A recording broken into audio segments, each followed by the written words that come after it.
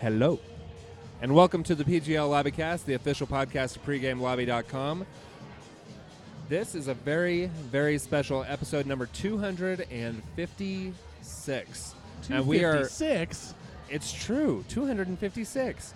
That's 256 straight weeks. It is. It is so nice. And we are here at a creative arts industry night at Massive Studios, doing a little live broadcast for all of these peoples here. And that people there, and that people there. All these peoples here. Those people listening to music over there. Oh, yeah, absolutely. This is for the week of January 13th, 2014.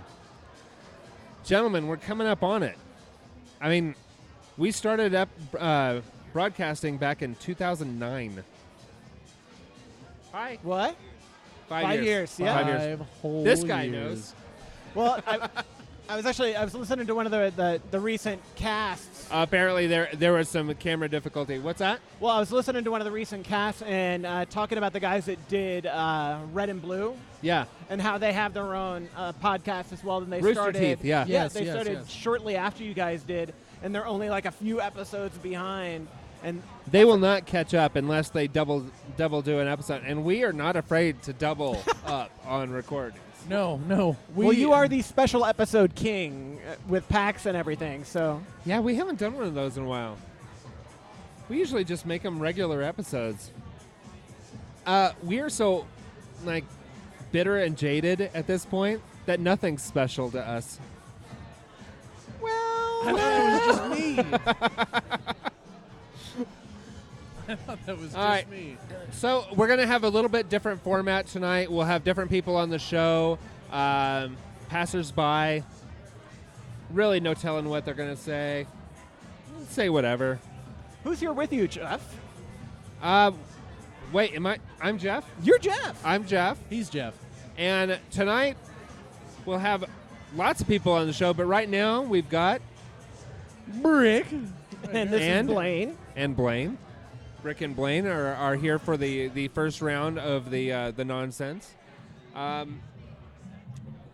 Brick, you were Brick has chomping a at the bit notebook for your content. Would you like to have a little discussion about something? I've got content.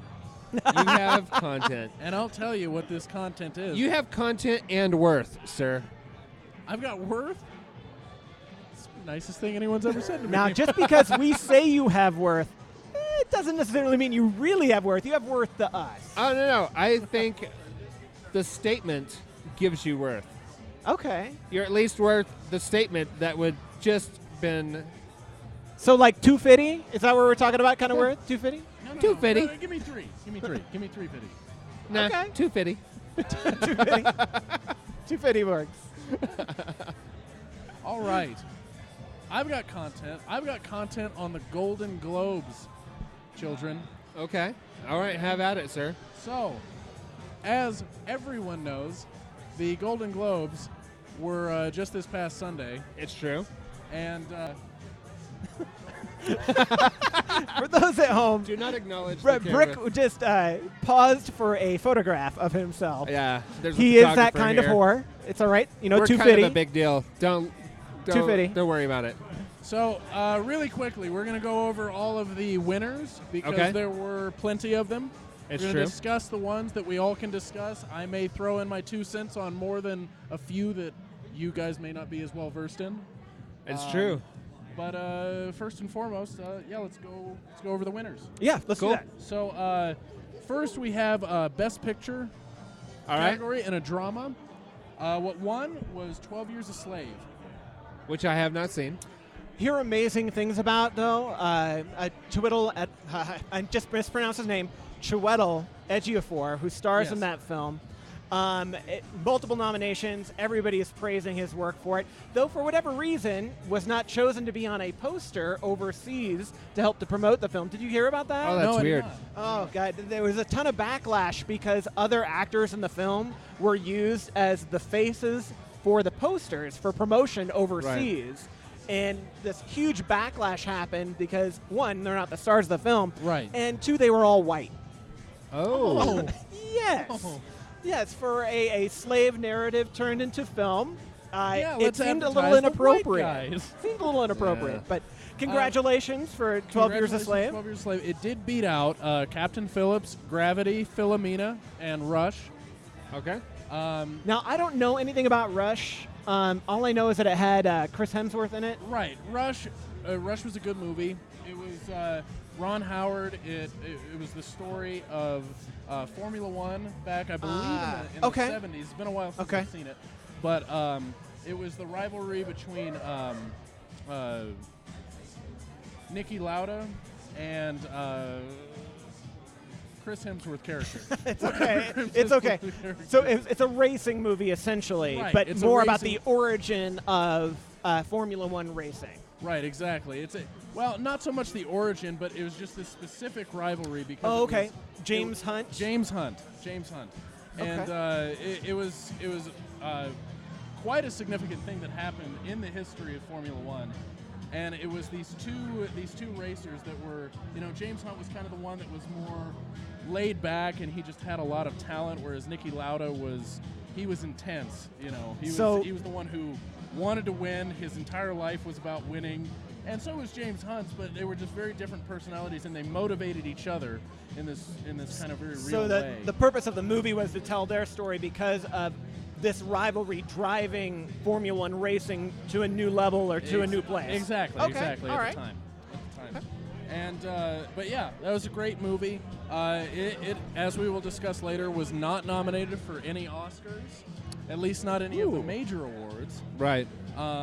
But yeah, 12 Years a Slave, totally deserving for the Best Motion Picture Drama. Absolutely. I really liked Amy Poehler's thing when they announced that. Yeah, She was totally changed my view on slavery.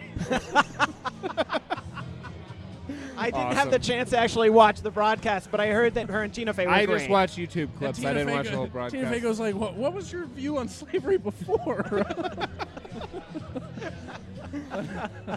But yeah, 12 Years a Slave, great movie. And then we'll do the rest of the drama categories. Best Actress in a Drama, Cate Blanchett in Blue Jasmine. I have to say, totally deserving of it. There's a lot of great nominees in here. You see Kate Winslet, Emma Thompson, Judi Dench, and Sandra Bullock. All Dame Judi Dench. Dame Judi Dench. But Cate Blanchett, she really knocked it out of the park in Blue Jasmine. Excellent. We were talking a little bit before we actually started recording that there was a little bit of a confusion during the whole filming process, and it may have been purposeful. Cate Blanchett was talking about the development of her character and where she wanted to take it and what she did with it and how kind of crazy she made her character. And then halfway through production, good old director comes to her and says, "This is a straight drama." Yeah. And a straight drama from Woody Allen, which is not common. Weird. And she, granted, I think she was telling the story is kind of in a joking manner, but how she would have completely taken the character in a different direction. Right. And then obviously, it was a good thing that this didn't happen. I mean, the woman won a Golden Globe, and she's up for another Oscar. She is. And she gave an absolutely awesome performance in this movie. Because this was the story of a woman who's really down on her luck, to say the least, because she was married to Alec Baldwin, who was this guy who got rich doing a lot of really shady stuff. Okay. And eventually has all of his money taken away from him, and he kills himself in jail, and she goes back to move in with her sister in San Francisco. Oh, okay. And so she is having nervous breakdowns throughout the movie. And Cate Blanchett having a nervous breakdown is fantastic. I believe it. But She's an amazing actress. Yeah, it was great. Then we go to Best Actor in a Motion Picture Drama, which was given to Matthew McConaughey in Dallas Buyers Club, which absolutely, this was a kind of a loaded category. There was Chiwetel Ejiofor for 12 Years a Slave, Idris Elba playing Nelson Mandela, Tom Hanks and Captain Phillips, and Robert Redford in All Is Lost. So he had a lot of really stiff competition. Yeah. And he ended up winning it. He gave a great performance, and always, for these award shows, when you lose a lot of weight for a role, it helps. And he lost about 75 pounds for the role. Wow. Yeah. From where? Exactly. He damn near looks like Christian Bale in The Machinist. And I haven't seen that. Yeah. But yeah, I mean, he gave a great performance, totally deserving of that, no question. And then we'll move on to Best Motion Picture, Musical or Comedy, which was given to American Hustle. And this is one you saw, right? Completely appropriate. Granted, I'm dropping names like crazy, unfortunately, today, but who's the director? Same guy as Silver Linings Playbook. David O. Russell. Thank you very much. So it's a very David O. Russell film in that a lot of the line delivery is unconventional, but also very natural in how kind of a bystander would necessarily respond to something. But the pacing is a little bit odd in the film. We talked a little bit about it after I saw it, but really, really enjoyed the film overall.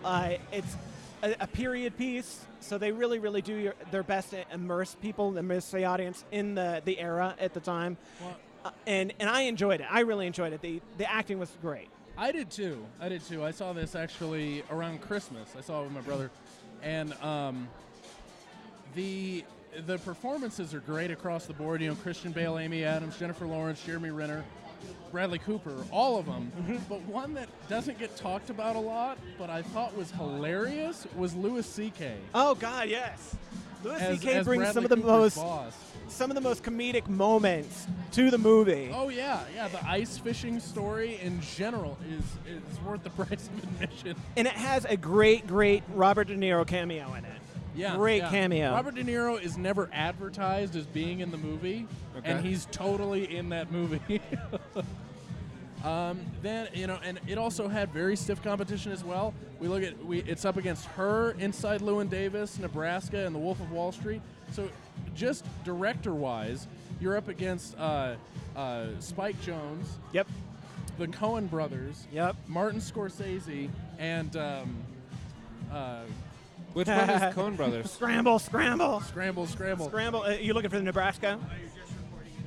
It's the same guy who did. Oh, I see what you're saying there. We are using our databases, people. Alexander Payne. Didn't even have to look it up. I just got it. But anyway, it was. It's up against all those directors, and David O. Russell still wins out. I mean, granted, it's Best Motion Picture, Musical, or Comedy, but he still won out.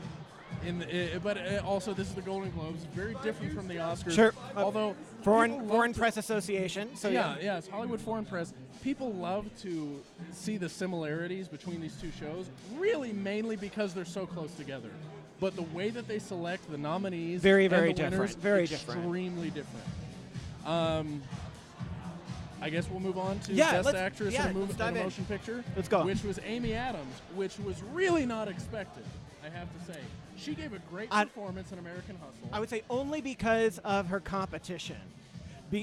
Taking a look at what her competition was. Well, yeah, that's what I meant. It's taking a look at her competition. Yeah. Totally unexpected. I mean, you have Julie Delpy and Greta Gerwig, which were great in their respective films, but they weren't expected to win anything. True. Then you have Julia Louis-Dreyfus, which I think this was her first film nomination.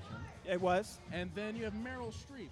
The Hollywood Foreign Press loves Meryl Streep. Of course they do. They have the biggest fucking hard-on for Meryl Streep you'll ever see in your life. Thank you, Brick. Thank you. Saying, they give her everything. I swear, you could have a film of Meryl Streep for 1 straight hour shitting into a bag, and the Hollywood Foreign Press would give her a nomination. For those with children listening to the show, you may want to have them listen to something else at this point in time, because there's no guarantee on language content today. No, there's not. No, there's not, because I'm going off. I've got opinions, and everyone's going to hear them. Well, congratulations to Amy Adams once again, because she was phenomenal in it. She looked great. She looked the part. They dressed her really, really well. They did. They had lots of low-cut shirts and dresses, which was totally appreciated. That wasn't really what I was going for, but she did an excellent job. She did an excellent job. I believe the award was deserved. As she usually does. Agreed. My favorite performance that she's ever given, The Fighter.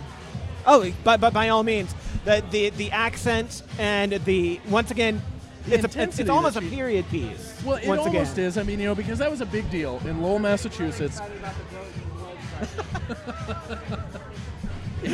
in Lowell, Massachusetts. Yeah. Mickey Ward was the pride of Lowell, as they say in the show. He was the pride of Lowell. Yeah. He was huge, and so was his brother. So was his brother. But that performance from the whole cast, and that's really what David O. Russell does well, is he assembles these incredible casts of actors that just do a fantastic job across the board. You could so tell how both Amy Adams and Christian Bale, they just kind of folded in. There was this like relaxed feeling when everybody was on screen, whether they were on screen together, whether they were on screen in pairs. Oh yeah. There was this comfort level that you could tell Talking that about David American O. Hustle, of course. Yes.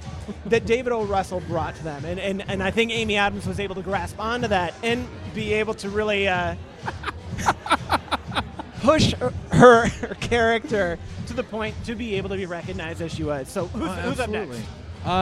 We have Best Actor in a Motion Picture, Musical, or Comedy, which was won by Leonardo DiCaprio in The Wolf of Wall Street. No, I didn't get the chance to watch The Wolf of Wall Street. What did you think of it? The Wolf of Wall Street, I mean, I'll talk about it a little bit later. Okay. But all across, it was fantastic. And I have to say, Leonardo DiCaprio, he deserves this. What he really deserves is an Oscar, because he has not gotten one yet. Well, true. All of his incredible roles that we have seen him in, he has not won one Oscar. Not for Titanic, not for Django, not for The Departed, not for Blood Diamond, and maybe not for this because they're a bunch of dicks. But I certainly hope that he gets it for this. But he won the Golden Globe, and he was up against Christian Bale in American Hustle, who was fantastic. Bruce Dern in Nebraska, Laura Dern's father. Yep. Which, oh my, he was so good in Nebraska. It was ridiculous. Oscar Isaac, who did not get an Oscar nomination. No, I saw that, yeah. And I think that they really missed a chance there, because an Oscar being nominated for an Oscar, come on. True. But also, his performance in Inside Llewyn Davis was really fantastic, and I thought well-deserving of it. And Joaquin Phoenix in Her, which all of them just juggernaut actors that he beat out. I mean, of course, he's a juggernaut himself. I mean, he's Leonardo DiCaprio. Very true. But he did great in The Wolf of Wall Street. I'm honestly surprised that he won the Golden Globe for it. Now, I haven't seen the film, so it's hard for me to necessarily pass true judgment. Who did you think was going to get it? I honestly thought Christian Bale. I mean, just because it was such a departure from anything that he's ever done. We come into the weight factor again. He put on pounds and pounds and pounds to do this role. Right, but he didn't put on all that weight. Some of that was prosthetic. Really? I think so. Okay, well, thumbs up to their makeup crew, because it looked like it was him. It looked like him. We're sourcing some material online here. Continue. But no, I honestly thought that he would pull that Golden Globe, just because it was such a departure and how well he was represented. Brick right now is using the interwebs to confirm some information here for us on the weight gain. No. By Christian Bale. He did actually gain the weight. Okay. For American Hustle. I did not know that, because I thought that is ridiculous. How the hell would he gain that much weight for it? But he did. He gained, and he looked terrible. He looked of the weight. He looked terrible. Or as Amy Adams' character puts it in the movie, he wasn't in particularly good shape. Exactly. But no, I honestly did think he was going to get it. Congratulations to Leonardo DiCaprio, though. I believe they're both head-to-head when it comes up to Oscars, but we'll get to that later. Let's finish up with our Golden Globes here. Best Animated Feature. Not a surprise here. Not a surprise. Went to Frozen. Everyone expected it was going to go to Frozen. It's a little bit outside of the realm of what Disney usually does. True. Which, I mean, congratulations. Congratulations, assholes. You made one outside of the realm, so now you're going to get a Golden Globe. Once again, it's a movie that I haven't seen, but I know a little bit too much about. The people who actually wrote the music and did the music are the same folks that did Avenue Q. And really? So that's kind of one offbeat thing about it, is that they didn't go the conventional way of the music and the lyrics, going with some of the more conventional artists like Tim Rice and Elton John from The Lion King.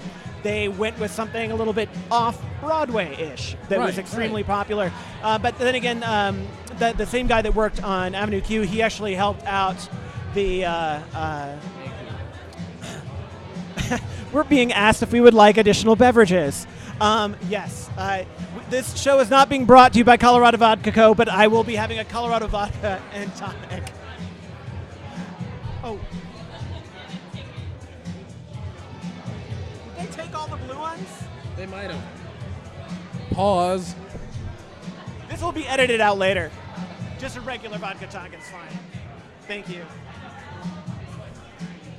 I just happen to have a blue one in my pocket. All right. Well, I just swore there was more. Hopefully, this will get cut out at a later time. All right, continue. But no, the guy who assisted with the lyrics and the music for Frozen, he also worked on the Book of Mormon with Trey Parker and Matt Stone as well.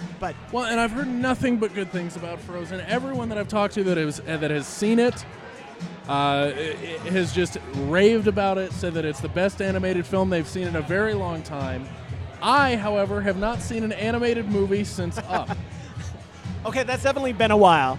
It's definitely been a while. It was kind of a... Up, granted, was fantastic. So if Frozen is the caliber of Up, I'm okay. Okay. I am okay with that. Okay. It's something that I hope to see when it comes out on a either streaming or hard copy version that I can rent, and I'll check it out at that point in time. But otherwise, I'll wait on that. But let's go ahead and move on. All right. Next, we have Best Foreign Language Film, which went to The Great Beauty. Now, granted, I only saw Blue as the Warmest Color for foreign language film. You dog. I saw it because it was a good movie, not because of what you're thinking, you pervert. Sure. You say that now. No, unfortunately, I don't know very much about the foreign language films this year. Usually, I actually see more when I get the opportunity. I don't know anything about The Great Beauty. Unfortunately, folks, I don't even know the content of The Great Beauty. I don't know what it's about. Right, the only ones that I know anything about are Blue is the Warmest Color, which was a fantastic love story. Yes. It was really good. And The Wind Rises, which was a Japanese animated film. Oh, okay. That wasn't a Miyazaki, was it? It might have been. Thank you. But again, The Great Beauty, congratulations to that. Unfortunately, I am not well versed in my foreign language film right now. We apologize. We will move on to the Best Supporting Actress in a Motion Picture. Definitely.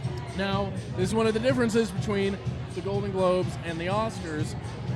The Golden Globes does two categories.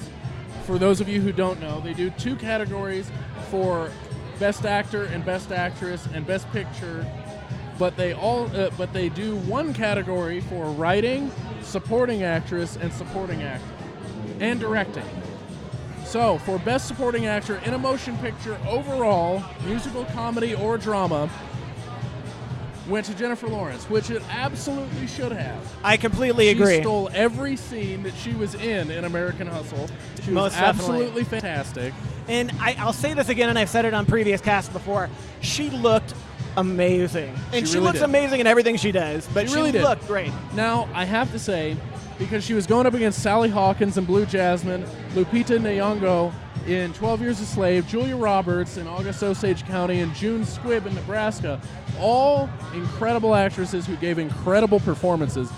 Personally, my personal favorite out of those three, but it's for my own personal reasons, is Julia Roberts in August Osage County. Okay, now I have to say, because you keep saying personal reasons, what are those personal reasons? The reasons that I really like Julia Roberts in August Osage County is because that character was my mother. Okay, so it was a personal connection. There's a personal connection there. Okay. Now, granted, I think that the one who was most deserving of it was either Jennifer Lawrence or Lupita Nyong'o. Because both of them I've heard amazing things about Lupita's performance in 12 Years a Slave. It's a very, very rough part it's to an play. extremely rough part. But that she weathered it well, and she held her presence on screen very, very well. Right. And it was absolutely an incredible performance. But, Jennifer Lawrence, she's kind of the sweetheart of Hollywood right now. Most definitely. And so, it's not a surprise that they're going to give her more of a nod. If I remember correctly, she was at the top of the majority of top artist of the year, top performer of the year. I'm not surprised. I mean, Jennifer Lawrence is at the top of those lists. She won last year. She won an Oscar for her performance in Silver Linings Playbook, yep. which was absolutely, bar none, one of the best performances I've ever seen. Period. It was fantastic. But let's move on to Best Supporting Yeah, Actor. let's do it. Let's do it. Now, this one, there is a lot of really good actors in this, but there is one that actually won the Golden Globe for it, and I guarantee you he's going to win the Oscar for it. But we'll get into that a little later. Jared Leto in Dallas Buyers Club, he won it. Absolutely the best performance that I've seen all year. I'll go ahead and say that. Unfortunately, it's a movie that I haven't seen. Knowing Jared Leto and the work that he does, it's great that he is coming back to such a prevalent role and getting recognition for the work that he's doing. Well, yeah, and see, Jared Leto, he was out of film for what, 6 years? Yeah. Something like that. And then he comes back and he does this role where he plays transvestite in Dallas Buyers Club. And a hustler, I believe, right? And a hustler, yeah. Okay. But he is absolutely fantastic. I cried like a bitch in Dallas Buyers Club, okay? I think you'd have to. It was absolutely one of the best movies of the year, bar none. But his performance really makes the movie. He steals all the scenes he's in. His character's name is Rayon, and he's incredible. He's truly incredible in that movie. But congratulations, Jared Leto.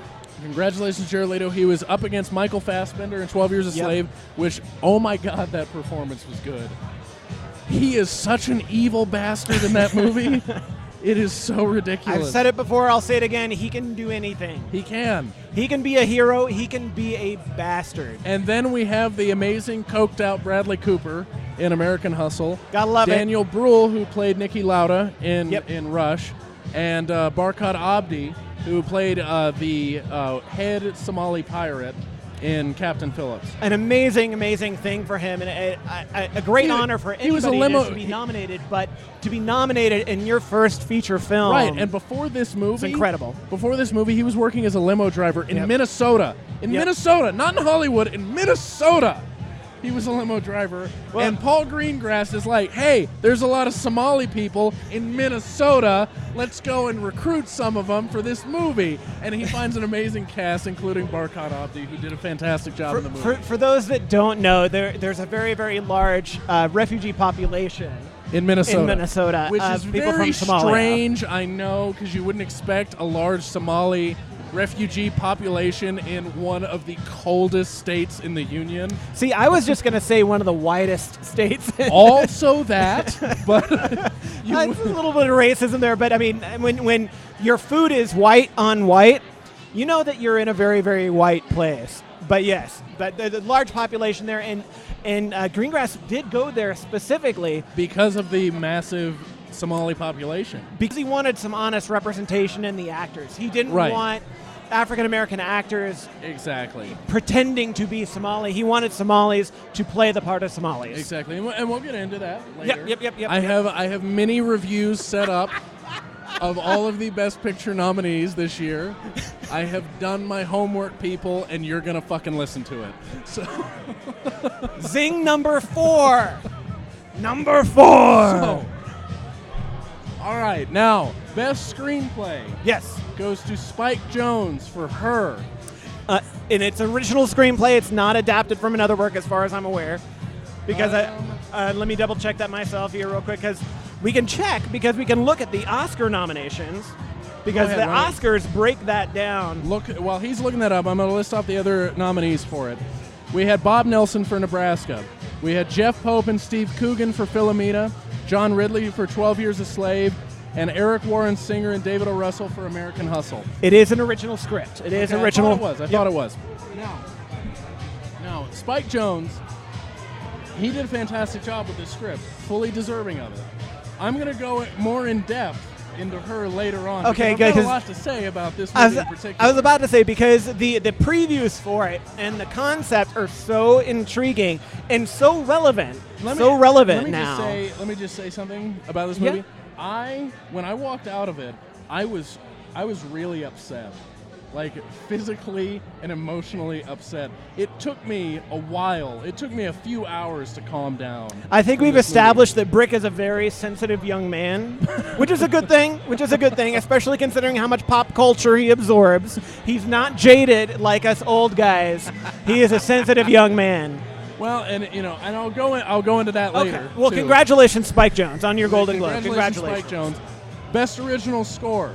Oh, actually, fuck best original score.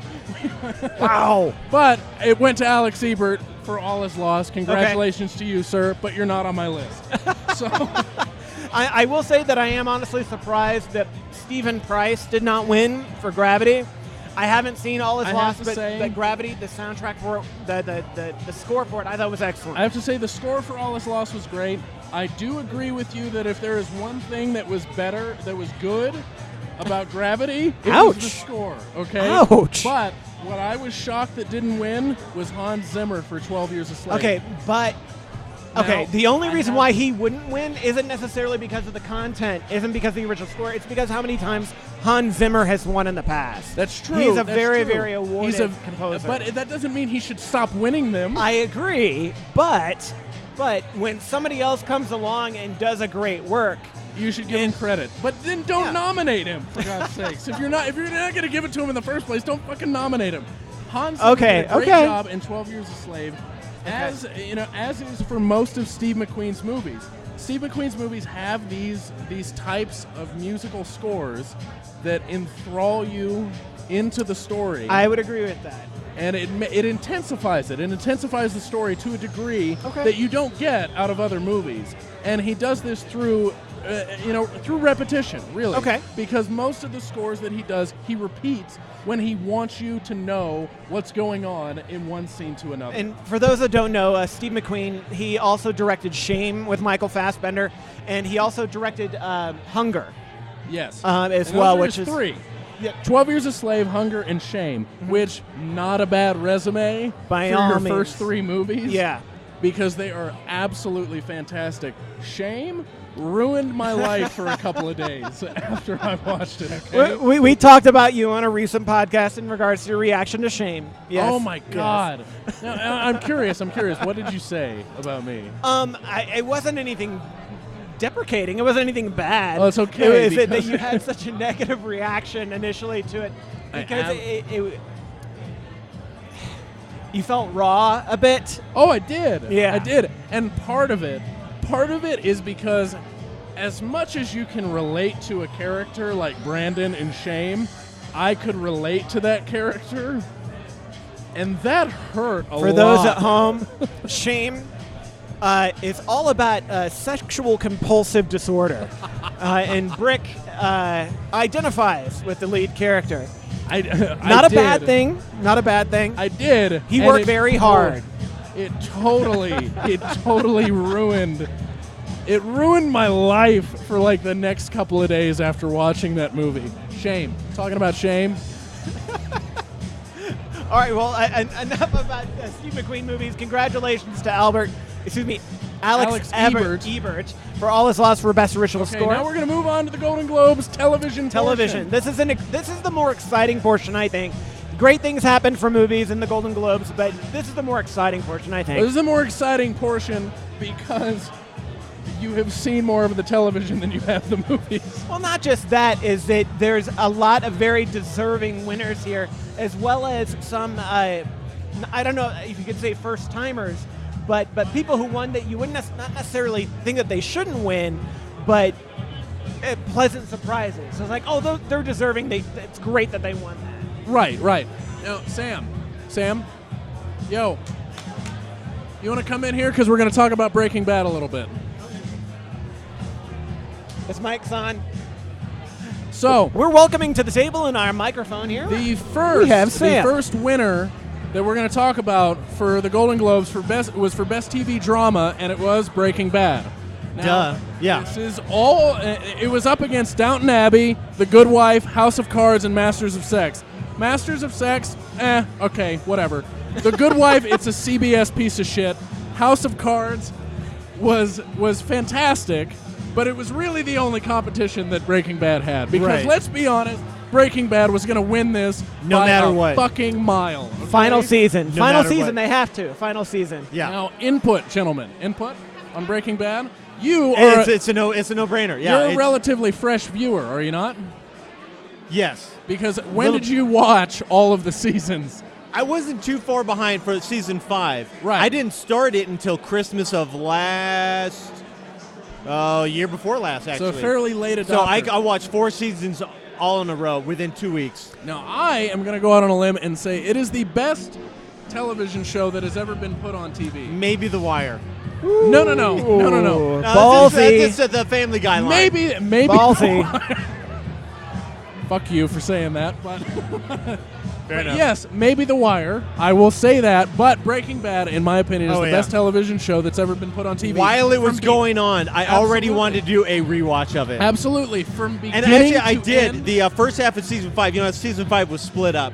But the first half of it, while we went to Boston, I started a rewatch of the first half of it. Right. And there are so many subtleties of the scenes you don't pick up the first time, because the first time you're watching Absolutely. it, you're just trying to pick up what's going on, what's going going to on in happen, the what's show. going to happen. But now, a second time, you know what's going to happen. You're picking up a lot more of what's And going on. I have seen the entire series from beginning to almost end twice, because I've seen from beginning to halfway through season 5, and then I've only seen the final season once. Okay. But I've seen all the other seasons twice, and I think I saw the first season 3 times. Okay. But bar none, it is the most consistently good show from Now beginning you to got- end. Blaine, have you seen Breaking Bad at all? I have. I have to be honest, though. I have not seen the second half of season 5. Okay. Even though I know what happened. But you've seen all the way up till then, though. Yes, I you know know what what happened. happened? So here, okay. I Here's know my what question. Now you watched it. Now, Blaine, when you watched him, did you watch him week by week or did you binge watch? I binge watch because Okay. I watch it on Netflix. And Now then- you watched him. All the when way they- through. when they I came was through. early adopter. See, and I think that's an interesting dynamic, is because with binge watching, you get the advantage of remembering stuff from a season ago that wasn't really that long ago. You may have seen that a week Yeah. before or Well, something and like I that. get that advantage too because I binge watch after I have done. See, which is interesting because if you watch it week to week, you get to see that real gradual change in Walter White, which Yep. I think Right. I missed. So when I go back to watch it again, I'm almost kind of thinking about doing it like that, watching it week to week, because I missed out on that kind of effect that the show has. Well, come on over. I'm going to be doing a rewatch this spring. I've got He'll the open barrel. the can. Yeah, The barrel? He'll open the can I've for got you. the barrel. He'll open the I've barrel. got the barrel. Oh, I'll pop on my Los Pollos Hermanos apron and cook some chicken. I have a Los Pollos Hermanos shirt. Do you really? I have an apron. I have a Better Call Saul shirt also. Oh, that's awesome. I also have a 10th of blue that Jeff Mom bought for him. She bought him 2 bags and he gave me 1, so I have a little 10th of blue that's a part of my collection.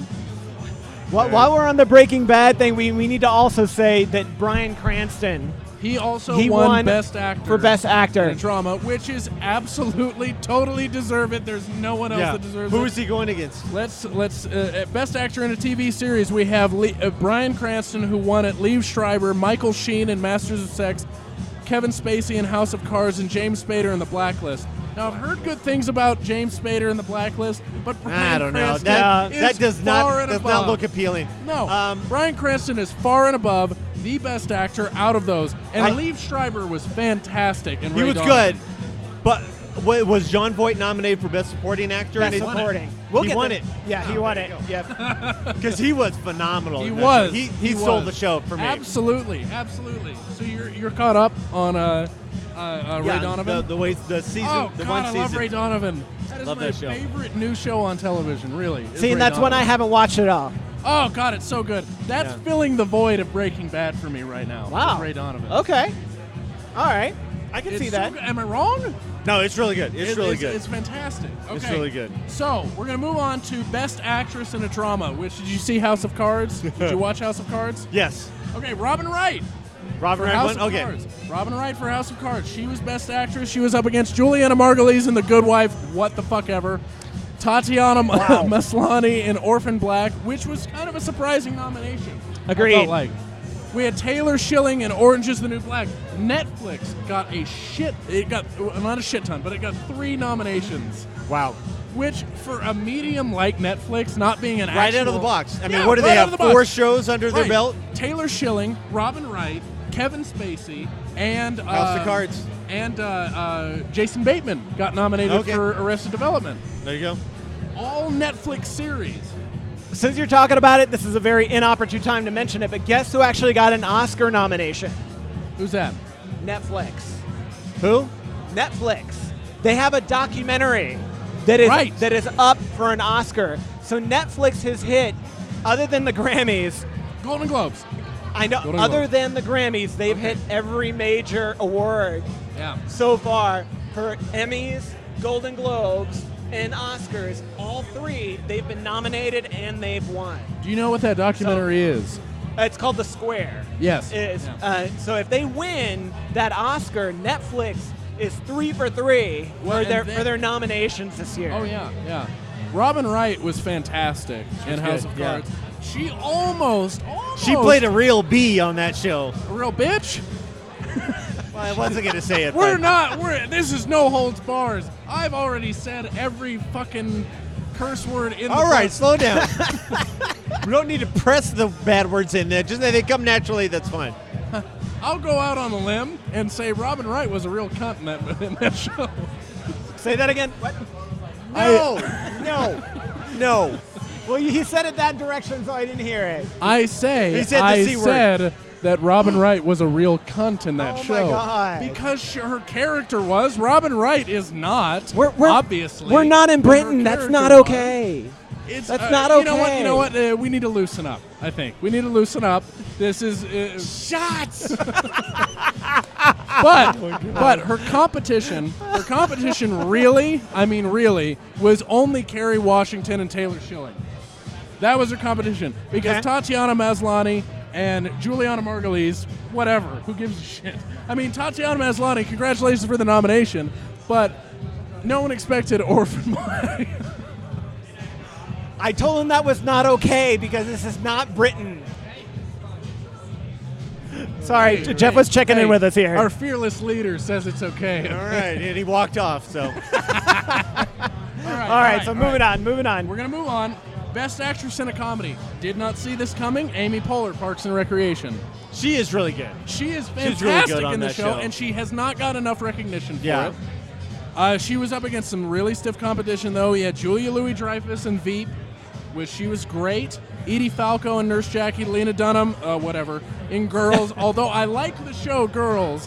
The last season of Why Girls. are people ragging on Lena Dunham recently? Okay, What's up with that? The last season of Girls was terrible. Okay, it was god awful. I haven't seen it, And so I I'm know. a fan of that show, and it was god awful. And Zooey Deschanel in New Girl. What? All right, turn on.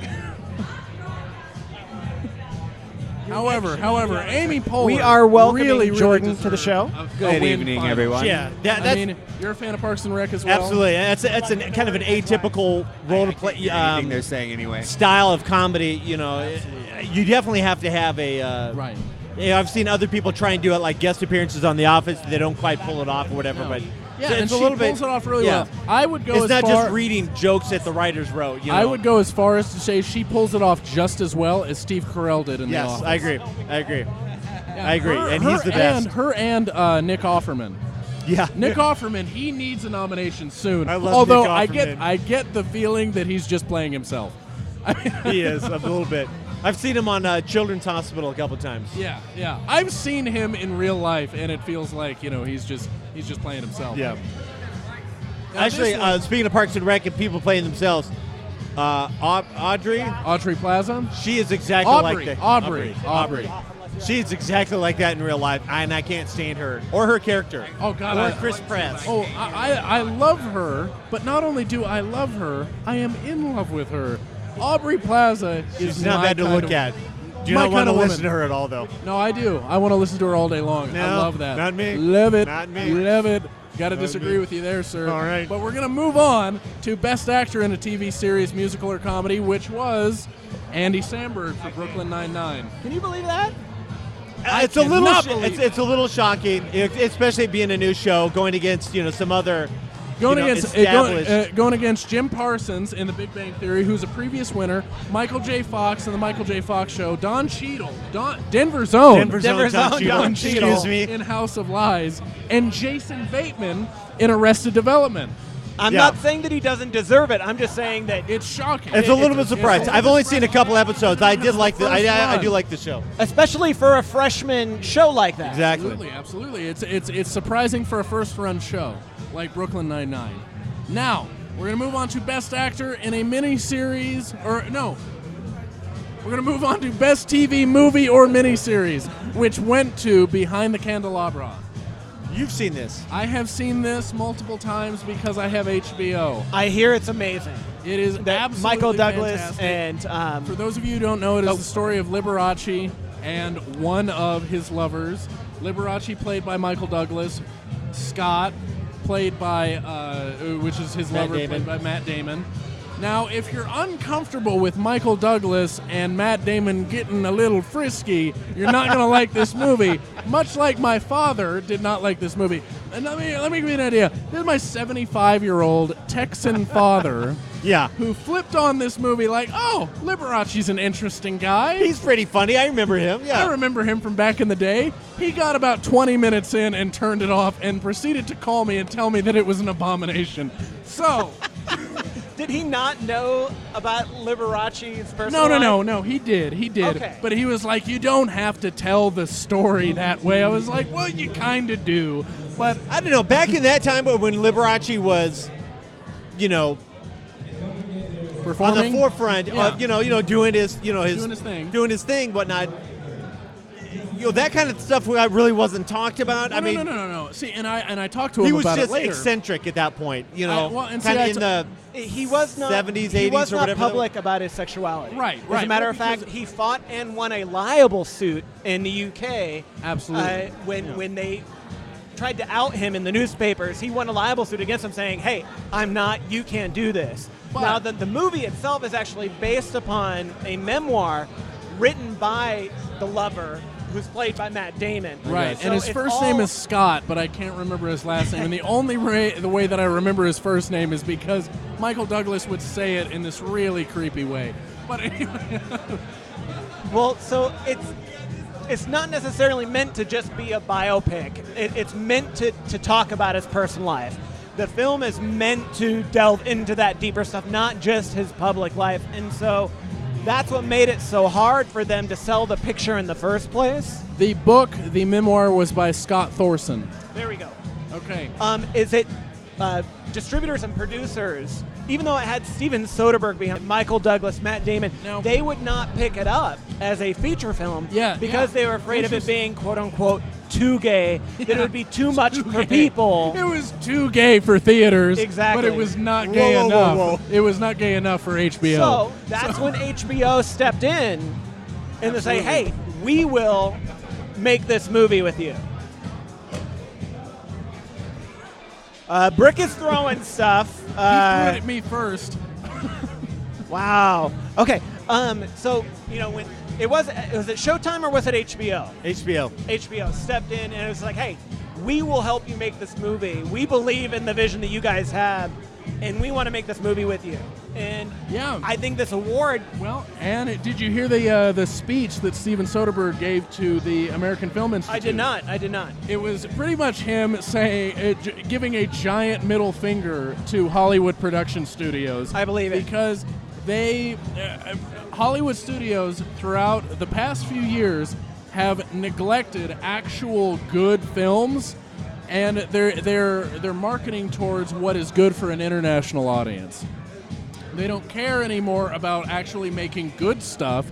They Movies? care, Yeah. You've definitely seen a change in the trends of, what you see in movies and on TV. All the dramas have moved to TV, which is a Absolutely, better because format for there's them. more freedom. They can more freedom. You can take longer time to tell the story, and all movies are just pretty much, the big ones, action movies. And if you want to make a movie that's really good, Behind the Candelabra, you go to HBO, Yeah. you go to Showtime, you go to Yeah. Encore, you go to the movie channels yeah. to make a movie like that. Yeah. And if you really want to tell a long, lurid story with really Long and lurid. with complex characters and just generally a better story than what you're going to see in theaters, Michael Bay, fuck you. But No, you're going to go to TV. Right, yeah. You're going to go to Yeah. AMC. You're going to go I to really haven't. FX. The last couple of years, I've probably gone to the movie theater like 3 or 4 times. Well, granted, it was in preparation for this. But Yeah, I've been you to have the to go a movie lot, but I have to go a lot, but Well, you and your movie pass helps a lot too. yes. Advertising for Movie Pass, because Movie Pass is absolutely fantastic. It is only $29.99 a month, and you can you're about go- ready to put them out of business. pretty much. I'm like the only one though. Does Jeff still has his? Yeah, but he doesn't have the time Yeah, he anymore. is. I haven't. But anyway, Okay. we'll move on. So congratulations, Behind the Candelabra, for And winning we're not- Best we're TV Miniseries. We're not done with you yet, Behind the Candelabra, because then we have Best Actress in a miniseries or TV movie. Now, did either of you watch Top of the Lake? It was a miniseries that was on Elizabeth Sundance Moss, Channel. ooh.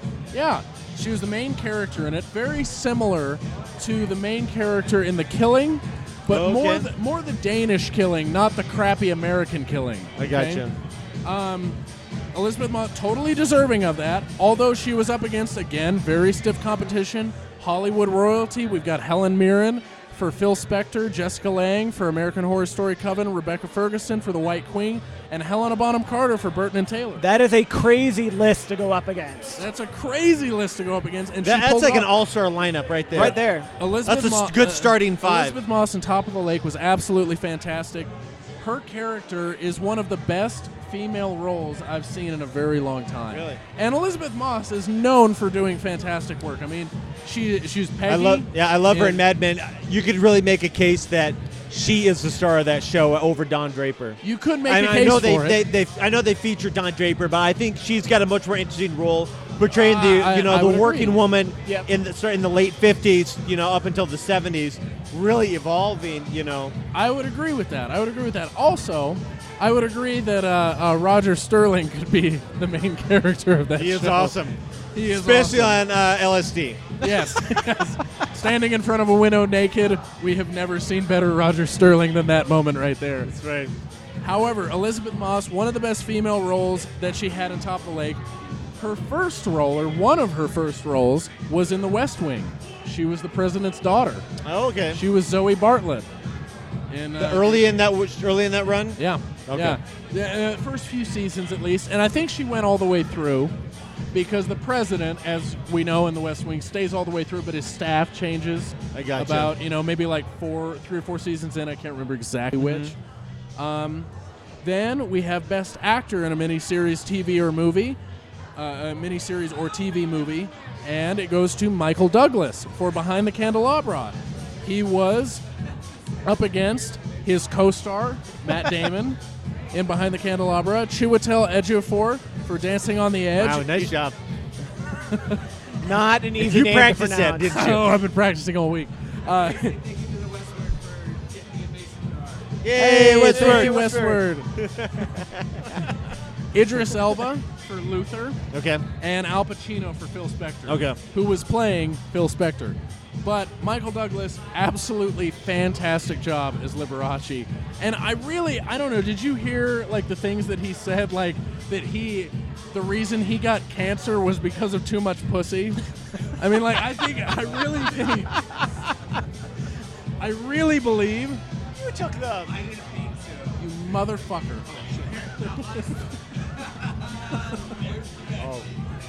That's like number 5. Oh, no, it's like 10. But Michael Douglas was absolutely fantastic as Liberace. I think he was a little uncomfortable with how good he was as Liberace because of those statements that he said later on about like, the reason I got cancer was because I got too much pussy early on in my life. It's something that he was actually really comfortable with because Steven Soderbergh actually went to him. They were working on another project together. I believe they were working on Traffic together. Oh, And that's how long ago Steven Soderbergh was thinking about making a movie about Liberace. And he actually went to Michael Douglas and he's like, so, have you ever thought about playing Liberace? I remember this, actually. And without even responding, Michael Douglas went right into a Liberace impersonation. And Really? was spot on. Wow. Literally spot on. Oh, and he was throughout the entire movie. There was no one they could have picked that would have been better to Wow. play Liberace than him. And then, let's save that one for last. 'Cause I've got something to say. Congratulations, Michael Douglas. Congratulations. Good job, sir. Best supporting actor in a series, miniseries, or TV movie went to Jon Voight for Ray Donovan. Absolutely stole the show. He really did. But man, beating Aaron Paul in Breaking Bad. Aaron Paul showed a lot. I thought showed a lot of range, a lot more than Bryan Cranston did in the show. Yeah. Nothing against Bryan Cranston at all, but Aaron Paul really showed a lot of range. I thought in that show. At the very least, as much. Yeah. Range as Bryan Absolutely. Cranston. There was a really interesting interview with Bob Odenkirk about Saul and everything on the show. He did an interview with Fresh Air. Wow, the volume just keeps getting better and better here, folks.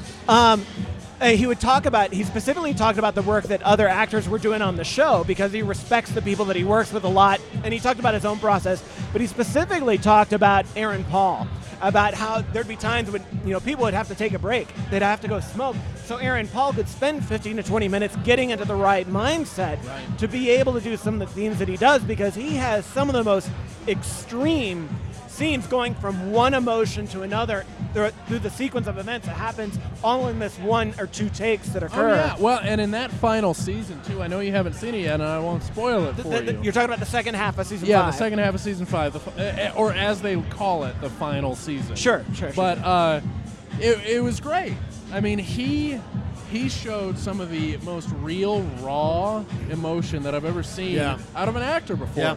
It was absolutely fantastic. And Jon Voight was up against Corey Stoll, Aaron Paul, as we've been talking about, Rob Lowe in Behind the Candelabra, and Josh Charles in The Good Wife, whatever. I'm not a fan of CBS. You can tell Brick does not like The Good Wife. No, it's not that I have anything against The Good Wife specifically. I have everything against CBS because their television shows, they are the most watched network in the United States. I forgot that, actually. Which is bullshit because they produce some of the crappiest... Hold on. They do have all... They carry the AFC. American Football Your argument is invalid. I love the AFC, but your argument is invalid. They also... Speaking of that, 53 of the top 54 shows last year, NFL football. Now, when you say the top, you're talking about top viewing numbers? Wow. Okay. No, I believe that. That's where CBS was probably number one. AFC. I mean, they carry the Jets, the Patriots, a lot of big Broncos. Yeah. Okay, that makes sense. A lot of big cities. So maybe cities. it's not for their terrible television shows. Yeah. Maybe it's just for football, which I'm okay with because I am a football fan as well as a movie fan. But anyway, we will move on. One last...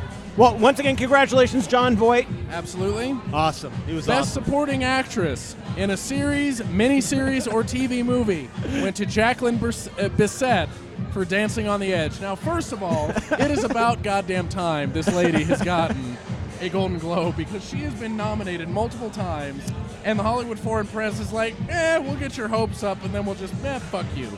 So she went up against a respectable group, but I don't think there was any question that she was going to win. She was prepared. And she was prepared not to win this. As you could see if you watched the Golden Globes, she got up there, and there were so many awkward pauses in her speech, it made Michael Scott blush, okay? Well, it was also extremely long. It was purposely extremely so. long. Purposely and she so. said like weird things like, I can't, Scott, to the front. Like she was like trying to compose herself. But, and I don't blame her. I don't blame her for doing any of this because, honestly, no one expected her to win, including herself. So, of course, she's not going to be prepared. She's just going to show up for another Golden Globe ceremony and be like, whatever, I guess I'll get drunk again, But absolutely. Because you can do that at the Golden Globes. Absolutely. Congratulations to Jacqueline Bisset. She absolutely deserves it after her lurid history of never winning anything at the Golden Globes and a long, awesome history of being nominated for incredible work. Much deserved. And congratulations to her. And I have to applaud her method of accepting. God. If I had been working that long and was finally acknowledged for my award, I would truly I would truly want to be able to take my time and Continue talking. We're doing and a show here. we're also getting our picture taken. She deserved it, and she owned it. She owned the acceptance speech. Most acknowledged. Was that But the those are last the Golden category? Globes. Was that the last did. category? That's the last quarter. What was your answer's biggest surprise? Biggest surprise? Amy Adams. Amy Adams? Amy Adams. That was my biggest surprise, and I have told you why. That Yes. is my biggest surprise. However, now, no. Sorry. No. We. All right. Now, are we going to move on to the Oscars? I'll be back. I'll be Okay. back. Jordan's going to sit in for me. All right. Go have a beverage. Relax. No, I need to pass. Okay. Okay. Hurry back, because you're the only one that knows anything about when this you shit. walk by, will you hand me that drink? I will. Okay, so we're going to move on to the Academy Awards. Okay. Now, the nominations were announced this morning. 9 pictures, as per the last 2 years, have been nominated for Best Picture. I have seen all of them, and I am going to give one little mini review for each Okay. of them. So, first one up on the list is American Hustle. Okay, American Hustle. I've heard it's great. American Hustle was great. It was fantastic. It was a story of really survival.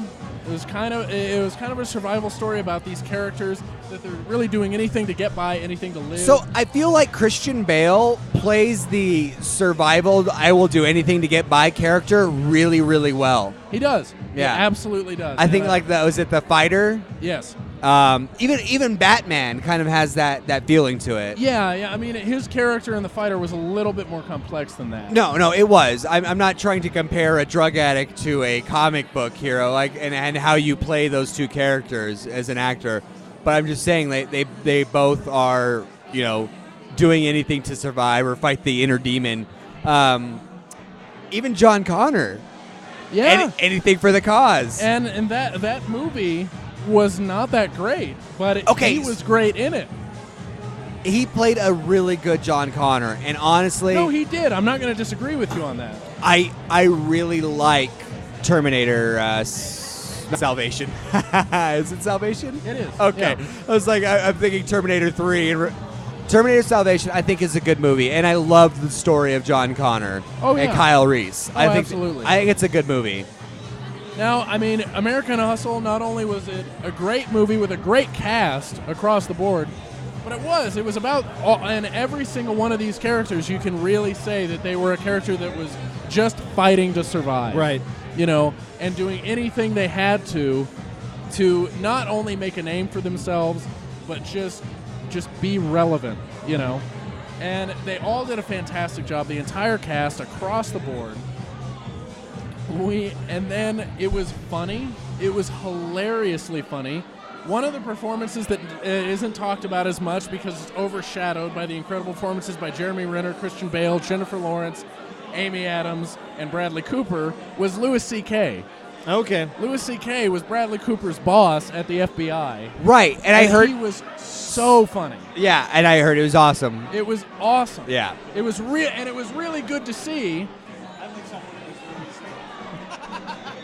It was really good to see Too. Louis C.K.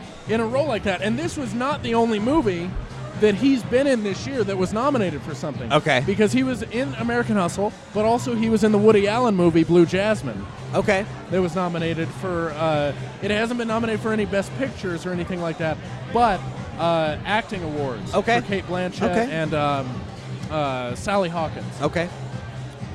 So, Where are we at? I'm back. we just got through American Hustle. Oh, okay, excellent. Okay. You have So we're anything else talking to say Academy about American Award, Hustle? Best Pictures, and Brick's giving us little reviews. Sure. And I'm chiming in like I know what I'm talking about. American Hustle, definitely deserving. I don't think, well, we will get to predictions later. Okay. Now, Captain Phillips. Captain Phillips next up on the list. Okay, now this is one I've seen. This is one you've seen? Yeah. Oh my God, I'm so excited. I know, thought right? I was the only one. So I had I've no seen, interest in seeing I've this seen this movie. one, and So good, right? a great movie. I'm not going to ever say that Tom Hanks didn't do a fantastic job in this. The way that he played an individual going through shock towards the end of the movie. Oh my God, I was in tears. I don't know about that much. Oh no, but, I but- was. As we've seriously. established, as- Rick is a very sensitive young man. as somebody Really that has movies. seen You're people gonna in have to learn shock, like I've seen people going through like shock, not obviously not on the same, level. the same thing, but somebody that's going through shock like that, like, man, you can't act that any better. Oh no. On the same side, the two women that are acting as nurses. Fantastic. Yeah. Oh wow. Oh, you're talking about on the Oh, yeah. the Navy, the rescue boat. Yeah. Real people. Those Right. are real so officers, and by the way. and They're I would not never actors. I would have never thought otherwise. I would never have thought that they Oh, were yeah. acting. I would have thought that those people have had those conversations With people that with have been through the same yeah, kind of with shock. the same stuff. He was absolutely fantastic in All right. that entire movie. He This- really showed his strength, though. You're right, in the last bit. Right. The last 5 minutes of that. Oh yeah. So- oh yeah. Hands down, the best actor in that movie is the guy that is playing the The head pirate. the head pirate. And he- I'm the captain now. Never acted before. everything gonna be okay. I mean, just like, and just thinking about it, I get goosebumps. Like Yeah. it brought that emotion of like, Well, and we'll get wow. into it. We'll That- get into it, but he is up for an Oscar too. That oh, line, that's so cool. that And line, this- by the way, guys, that I'm the captain now, not scripted. That was not scripted. Totally in character, in the moment. Oh, He is Greengrass he is- admits it in an interview. I may not have seen a lot of these movies, but I've heard a lot of the interviews with the directors and some of the actors. Is that was not scripted? That's why you're here. I That's why try. you're here.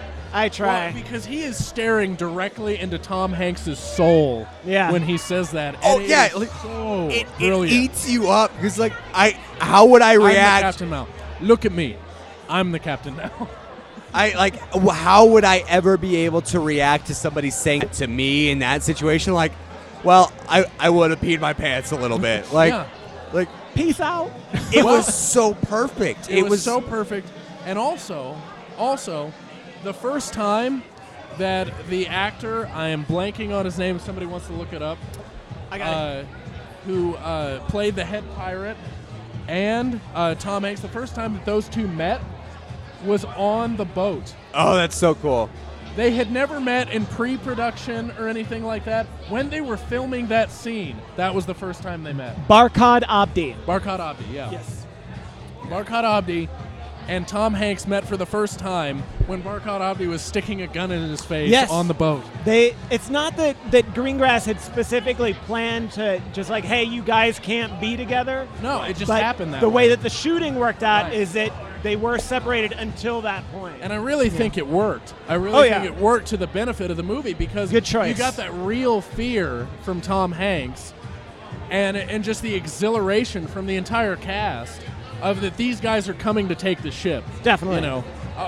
It was fantastic. see, I helped. And I have to say, helped. Paul Greengrass is a master of perspective because in the theater that I was in, it was with a few other people, and I heard Bill Maher say this too when he had seen the movie recently Okay. that after they took out the SEALs took out all of the Somali pirates Yes. in that incredible scene, but the people in the audience were cheering. Oh, wow. Like, woo! We took him out, America. You know, Right? How do you not? Okay, so No, Like, hang on. no. Hold back. No, hold back. I'm gonna how save did you for a minute. how did that not happen in every theater? Like in redneck America? Well, yeah. No, Eh, but see, here- that's what I'm saying. That's what I'm saying is that it did. Is because when I was in the theater, I had a few people that were, cheering and clapping. But as I was saying, is Paul Greengrass, he does a really good job with perspective. And the perspective is that Barkhad Abdi and Tom Hanks' character, they were two captains in very similar situations and just trying to make a living. Okay. Yep. Barkhad Abdi, the Somali pirates in that movie, he really did a great job at showing. His character was following orders. They did not have. Yeah. These guys did not have any other options. Yep. And I feel like it was too often that the American audiences that were viewing this looked at it as that these guys were just terrorists. They're just the bad guys. They were just the bad guys. That's they it. were just the bad guys, and they were more than that. And I felt Paul Greengrass did a really good job of showing that these guys were more than just the bad guys. One kind of brief last thing about Captain Phillips, just from the interviews that I've heard, all of the stuff that's on the ship is on the ship.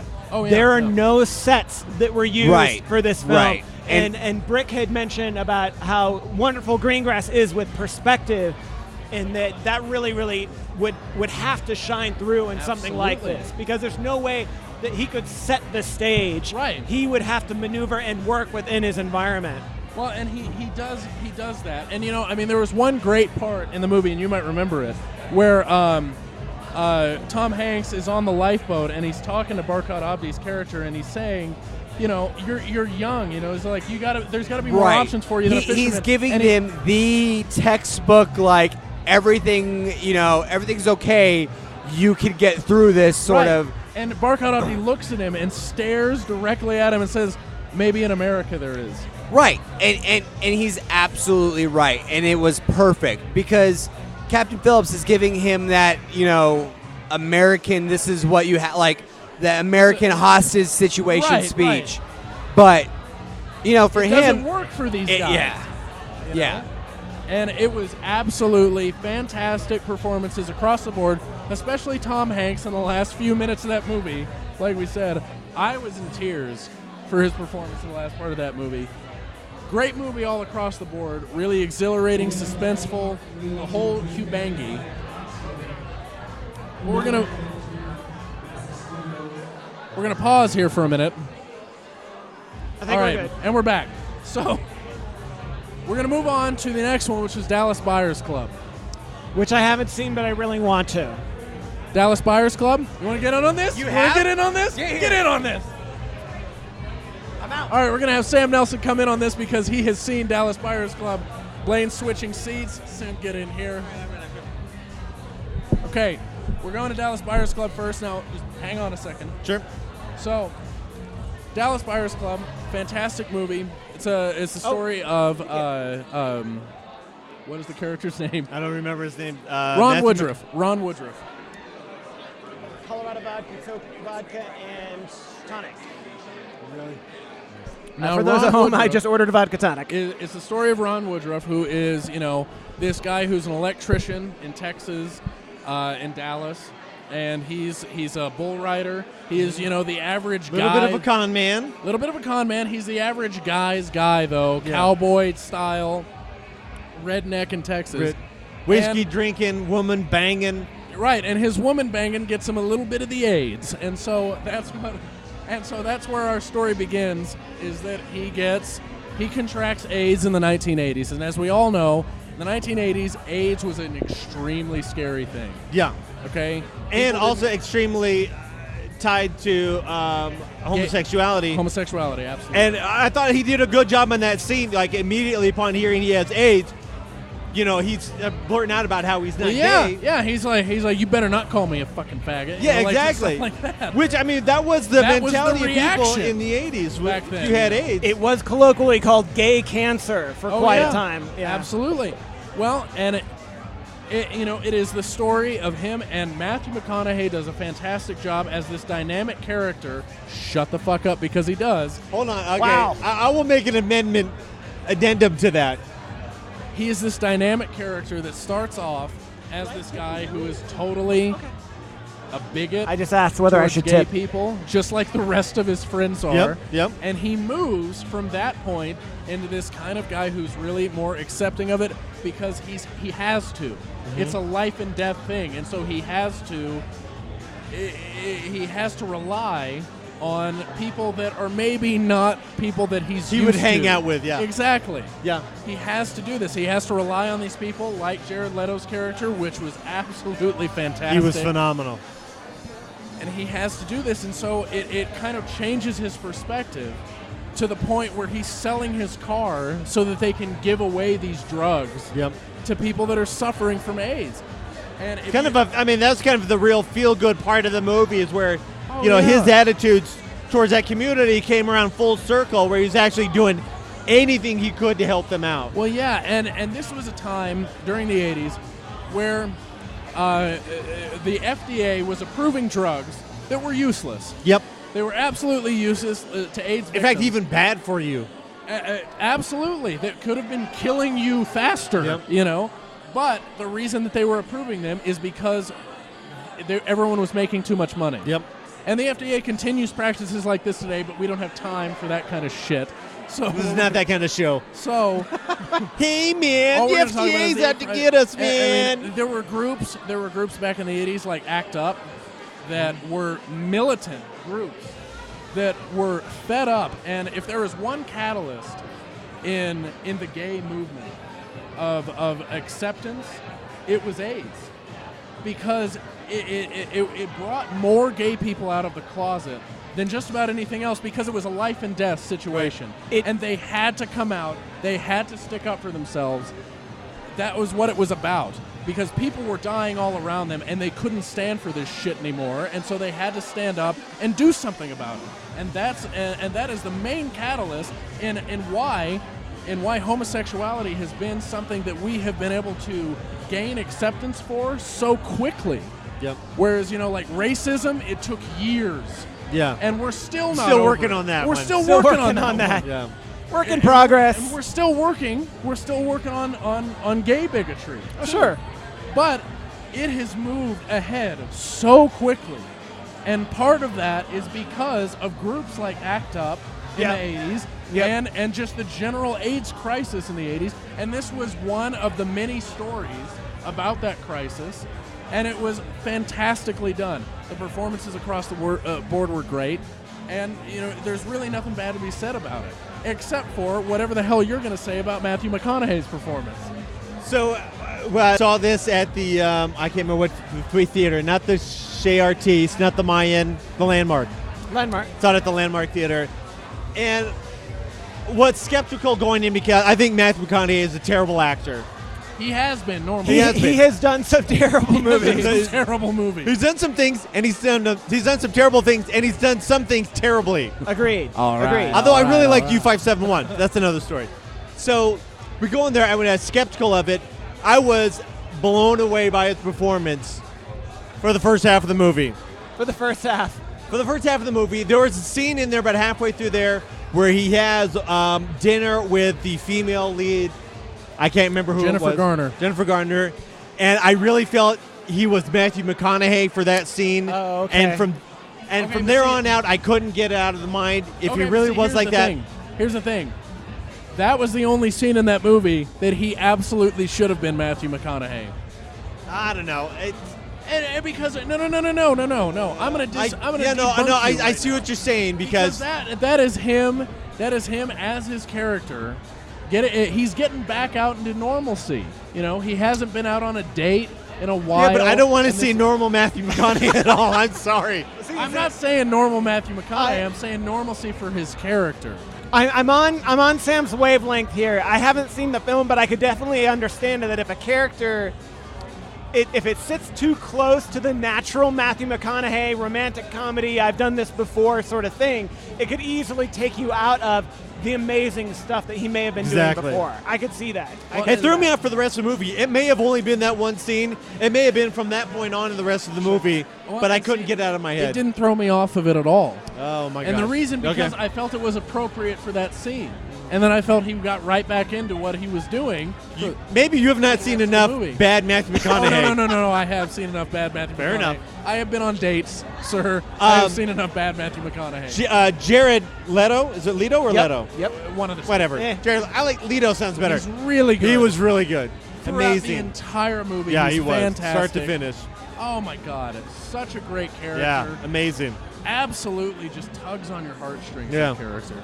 But we're going to move on to the weakest of the Best Picture It was nominees. not that bad of a movie. Absolutely it was. It was the weakest of the nominees. It was a decent movie, but it is the weakest of the nominees. And what am I talking about? I am talking about Gravity Sam, did you get to see Gravity in the movie theater? didn't. Okay, Okay. I did. Okay. but- Now, as Amy Poehler likes to, or said at the Golden Globes, Gravity was the story of how George Clooney would rather fly off into space and die than spend another minute around a woman his own age.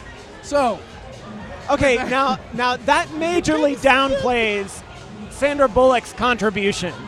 I think Sandra Bullock does an excellent absolutely, job. Sandra Bullock does a great job. It's a little forced at times. It is a little but forced at times. Out of all of the Best Picture nominees, I still think that this is a director's film because feature films are a director's medium.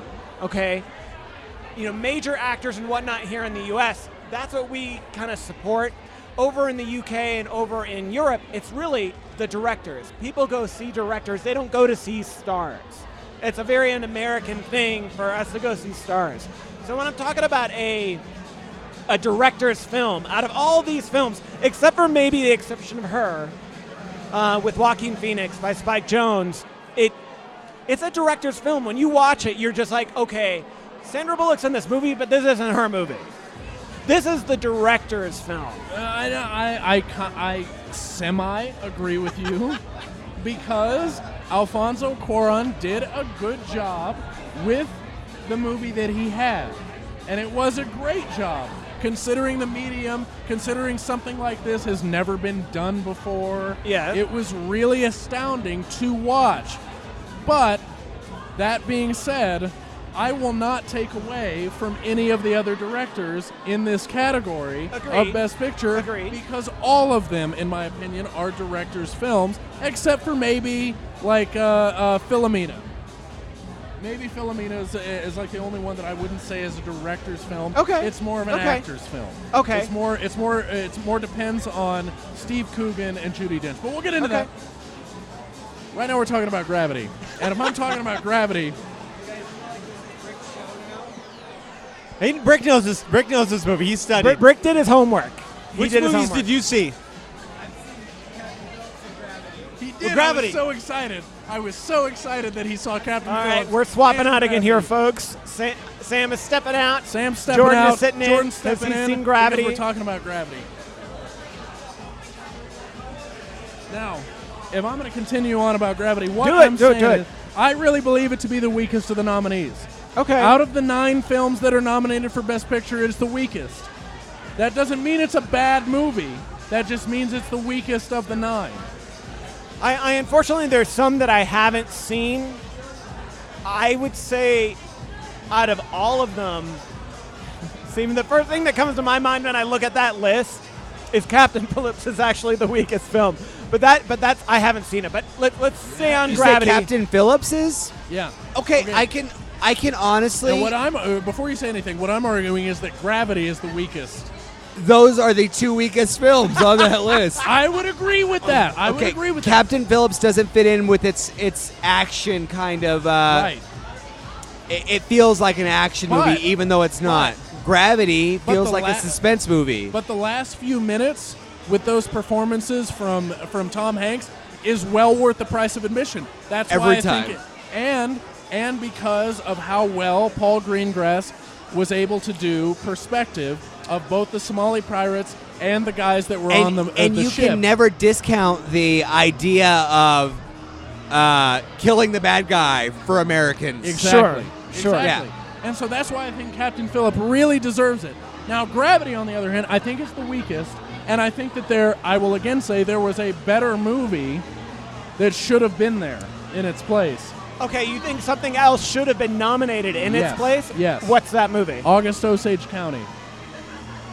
See, I haven't seen it, so What- I can't, what I is can't there? say that. August Osage County. I heard that was a mediocre movie with great actors in it. Now, that may be true. Now that's And the Gravity, impression, that's the Gravity impression that I is got. Gravity is again a very visually stunning movie Right. with some mediocre acting in it. Now, see, here's the thing. Maybe it is. Maybe the reason I feel like August Osage County deserves the nomination that it does is because of my own personal connections to it, and I need to get out of that. That's okay. You know, if enough people have personal connections to something, that makes sense to me. Yeah, I get it. Because, you know, like I said, Julia Roberts' character was my mother. And the rest of that family was my mom's family, okay? And so I can definitely relate to that movie in a way that maybe not a lot of other people can, and so that's what makes it better for me than some others. Right. Now, Gravity, if we're going to talk about that, it was a decent story. It was a decent story of rebirth and reinvention on Sandra Bullock's part. It was so freaking heavy-handed. It was. Like where she's in her underwear. Oh, I love you, Sam. In her underwear, which is BS. No, dude, Sam just delivered food. So We all want food. So she's in her underwear in the fetal position. Well, not underwear, in what is but very clearly a womb. And yeah, it was so obvious. Could you get any more ridiculous? Ridiculously obvious of what they were going for. But it's one of those things. Okay, but tell me, and what astronaut wears boy cut panties and a sports bra? None. I'm sorry, none. They wear freaking diapers. It just doesn't work that way. Well, yeah, but it's sexier. She wears boy cut underwear.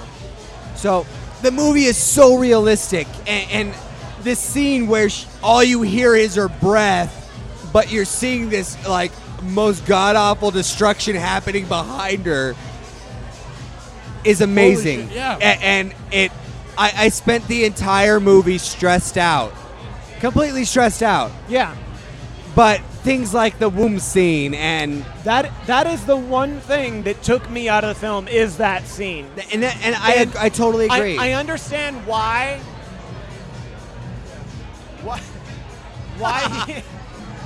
why they made that scene. It made perfect sense to me because of the vision that they were going for. Don't touch my food, I'll hit you. But it was a bit too heavy-handed and mildly unrealistic because of the undergarments underneath the major suit. It took me out of the film. Absolutely. It was a bit much. Totally agree. We are doing a podcast. We are being asked questions by a slight audience member at the moment. We're doing like a I will continue speaking here at the moment. We're talking about Gravity here still. But I had been speaking specifically to how that one scene was actually taking us out of the film. But I think we're good with Gravity. I think are we cool with talking about Gravity? Are we done? Yeah, we're done. We're done with Gravity. It was a decent movie, but there are others in this category that are far more deserving. Okay. All right. Well, let's go ahead and move on to the next because there's still five more films that have been nominated for Best Picture. So let's focus on that. We're going to move on to Her. Okay. I'm going to talk about Her for a minute. I haven't seen it. I will say that out of the selections for Best Picture, it is the most provocative out of them because of the original concept and the original script. Now, for those of you who don't know, Her is a movie starring Joaquin Phoenix, Scarlett Johansson, Rooney Mara, and Amy Adams, and Olivia Wilde. Oh, I didn't. Oh, yeah. Olivia Wilde. Yep. Okay. And this is a story about how Joaquin Phoenix is kind of this lonely guy, and he purchased this new advanced operating system that is voiced by Scarlett Johansson. He ends up falling in love with his advanced operating system. Pardon my crunching in your ear. Brick has been talking about Her. We're being asked questions at the same time here at the moment. But, oh my God. We're being asked questions about our sexual habits. I lose count. But that is actually quite on topic for Her, considering that a man is actually falling in love with an operating system. At least once. That's all right. From what I understand, because of how original a concept it is, Spike Jonze' script, as well as the way it was actually filmed, so much of it being focused on Joaquin Phoenix having to play by himself against a voiceover. Yeah. Very, very challenging. So being nominated for Best Picture doesn't necessarily surprise me. We're still talking about her. Okay, we're still talking about her. Yep, go right ahead. Okay. I saw this movie. Yep. I believe on Sunday. Yep. Saw this movie Sunday morning. This movie upset me to a considerable degree. Once again, we do know that Brick is a very sensitive young man. It really did. I walked out. It was almost like I was in shock after the movie.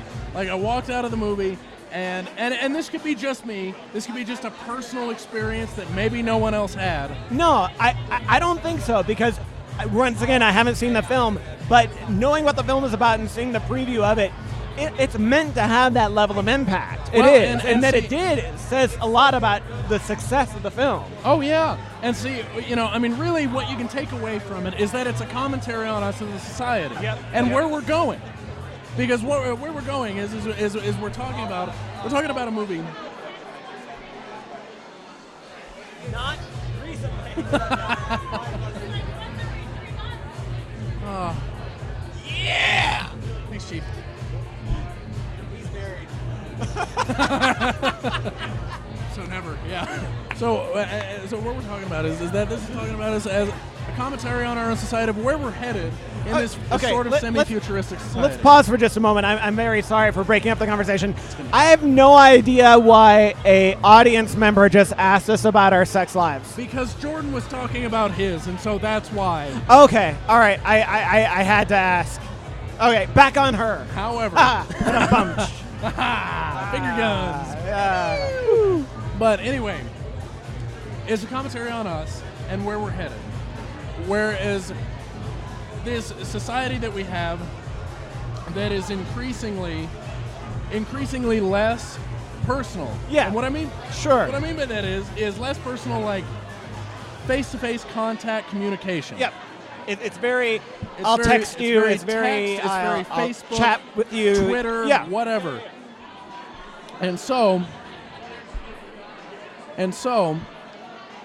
that is part, and this is where we might be headed. That if we get an advanced enough operating system, we might be able to form a relationship with it. I don't mean to make too much of a joke about it, but in science fiction, love bots have been made fun of quite a bit here and there. And this is a serious take on it. It is. It's a very sincere take on it. Oh, yeah. And see, I don't know why it upset me as much as it did, but it ruined most of my day.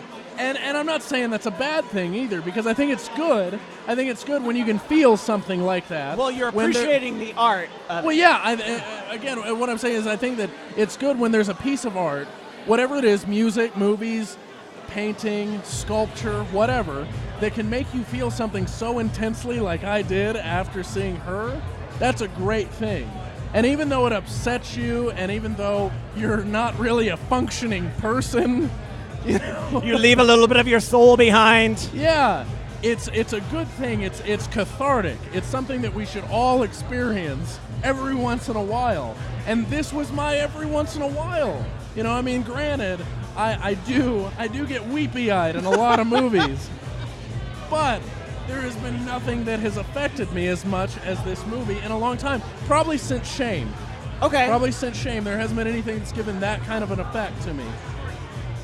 Fantastic movie. And I think if the majority of moviegoers that have the opportunity to see it have that level of response to it, and once again, it speaks well to why it's been nominated for a Best Picture. Absolutely. And puts it up there for a good possible win as well. Oh, because something that's that groundbreaking, both in subject matter, the style of storytelling, and that evocative, deserves to win. It so does. It's the reason why I get pissed about films that win in the past, and I'm just like, oh, yeah. That was... Yeah, there's examples. Yes, I'm not gonna we don't need to go into names, detail about it, but yeah. But I know what you mean. Now, I'm going to move on a little bit here. Yep. I believe Nebraska is up next. Nebraska is what's next. Now, this is, for those of you who don't know again, this is a story of father and son Father, played by Bruce Stern. Son, played by Will Forte. And the father he thinks that he has won $1 million in one of those mailers that's like a magazine subscription thing. Yep. And Scam. And he's not going to mail it in, so he wants to travel to Nebraska. They live in Bozeman, Montana. He wants to travel to Nebraska, and the movie opens with him attempting to walk to Nebraska. And why is he going to Nebraska? To retrieve his $1 million. Okay. With the letter that he has. And so Will Forte, he keeps going on and on and on about this. Yep. So Will Forte finally says, you know what? Screw this. I'm just going to drive him to Nebraska and show him that he hasn't won anything, but I'm just going to humor the old man for a little bit just to give him something, you know? Yep. And it starts out as that kind of a story, but it becomes a story on how we view our parents and what I took away from it is that we view our parents as kind of like the most interesting book that we've ever read, and we only have the last half of it. Sure. And we spend we don't know how we got there. And we spend most of our lives trying to figure out what was in the first half. Okay. And I feel like that, and I feel like in this movie, Will Forte goes on this trip, and he gets a little bit of a taste of what the first half of that book of his father's life was. Now, and so it's a commentary of how we view our parents Okay. and why they are the people they are, and maybe our views of our parents aren't as fair as we think they are because of the stuff that they may have gone through in a previous time. So is the film and the character's experience of the film as cathartic as it sounds like it is? Absolutely. Okay. Yeah, absolutely. As long as it reaches that point, then it definitely deserves to be up here. Absolutely. And it's the same way. It goes both ways, you know, for Bruce Stern's character towards his own son, you know, because they go on this trip together, and it's kind of this journey of discovery about each other.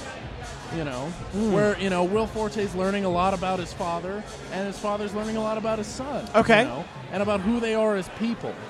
And that's why I believe it to be absolutely 100% totally deserving of an Oscar nomination for Best Picture.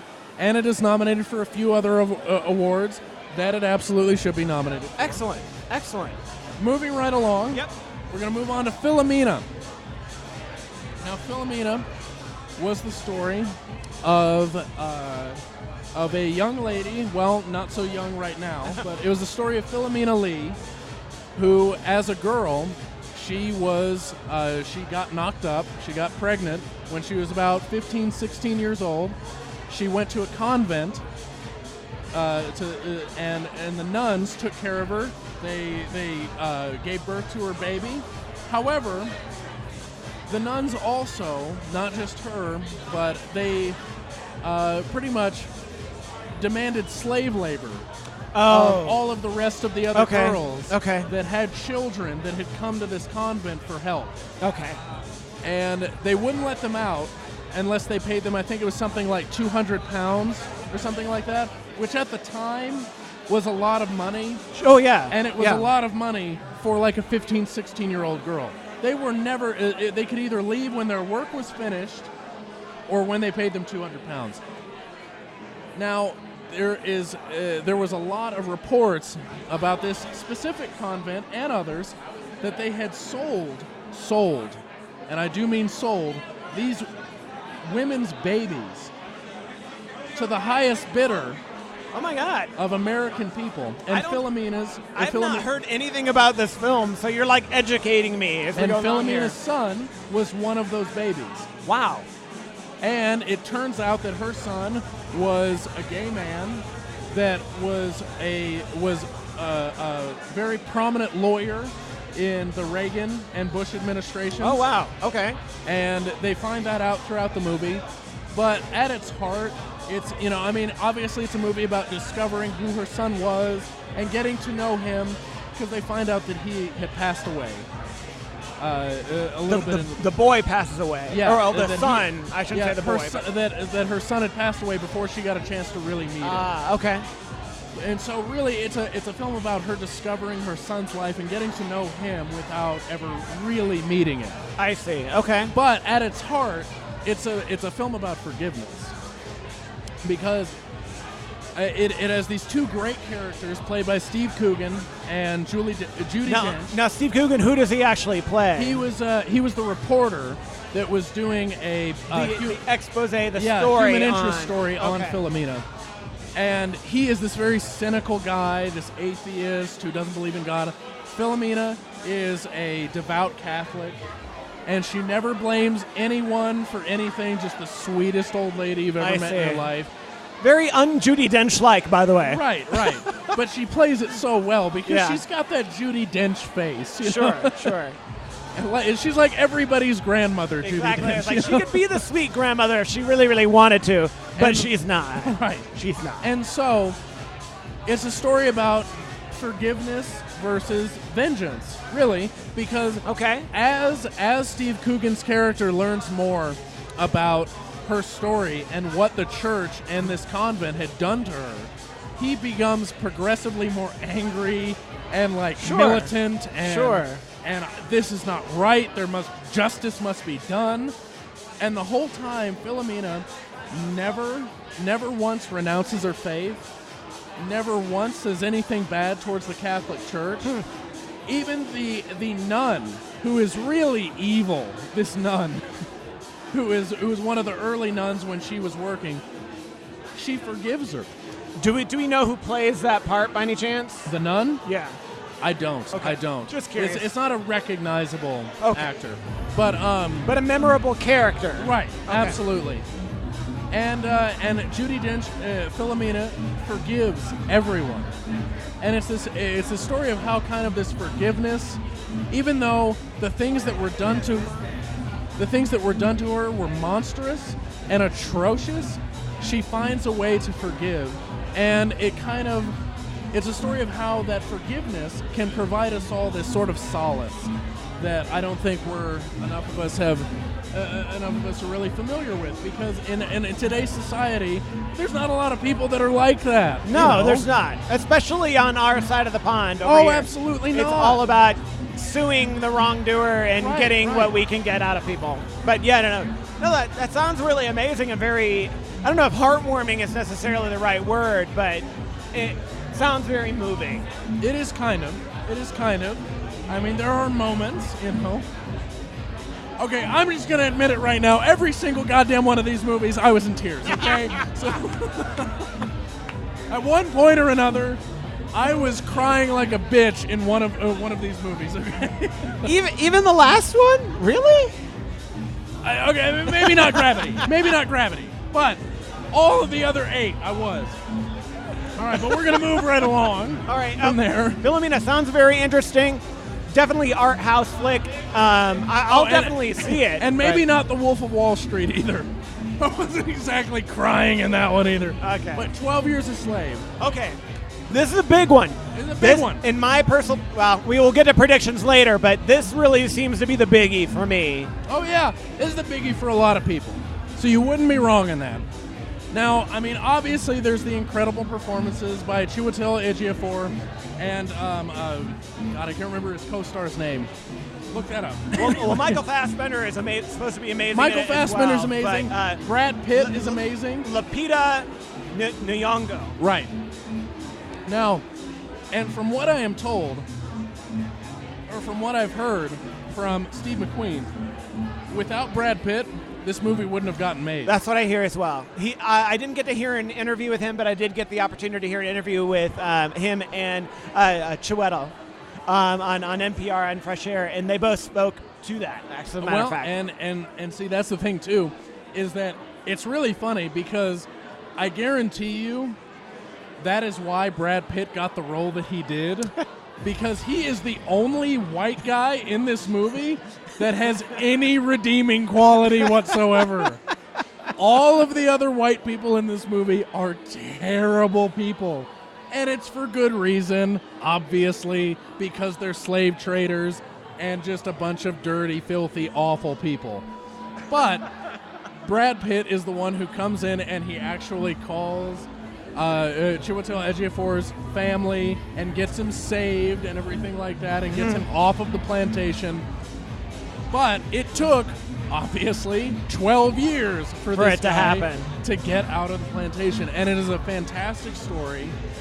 It is really, it's a fantastic commentary on the black eye that is forever on this country, which is the enslavement of African Americans. And Steve McQueen, he's not an American native, No. but the narrative of slavery here in the United States touches more than just our country. Oh, yeah. And he spoke to that quite a bit and why he felt this movie needed to be made. Absolutely. And how he stumbled upon this slave narrative about this man, and how he was amazed that it wasn't more well known because of how articulate it was, Right. and how well his story was put into print, how well it was told, Right. and how he was motivated to make the film. I honestly, out of all of them, I hope that it wins. In all honesty, I hope it does, because it's something that it needs to still be present. People still need to be thinking about it and talking about it instead of just making it part of our history. Well, yes. And this was Steve McQueen's first Best Picture nomination. Very true. Very true. And It's a big deal. Big deal. His first two movies, Hunger and Shame, fantastic movies. But they were overlooked by the Oscars. Hunger because it was more of like an independent, not really out there movie. And it wasn't really something that was relatable to American audiences. Shame because it was NC-17. Yeah, the accessibility issue becomes presentable there. Yeah. Absolutely. Now we're going to move right along again. The last Best Picture nomination is for The Wolf of Wall Street. The Wolf of Wall Street. Martin Scorsese's The Wolf of Wall Street. This is not for the faint of heart, okay? Rich people doing bad things. This is despicable people doing despicable things. And it is 3 hours of despicable people doing despicable things. Now, if you're not a fan of language, and I mean bad language, you're probably not listening to this podcast. But if you're not a fan of bad language, you're not going to want to see this movie because it has something of, 506 F words in the movie? Jeff mentioned that in a previous podcast that it is when it comes to language, the foulest movie ever made. Absolutely. When it comes and to there foul have been language. a lot. Greatest number of F-bombs ever. This beats out Scarface. This Yep. beats out Goodfellas. Yep. This beats out a lot of movies with a lot of fucks in them. And there is also tits and ass throughout the movie. So if you're a fan of tits and ass, see The Wolf of Wall Street.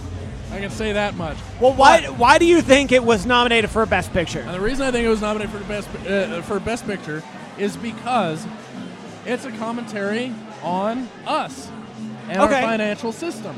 Most definitely. The culture of Wall Street. The culture of Wall Street has supposedly changed since the 80s. Supposedly.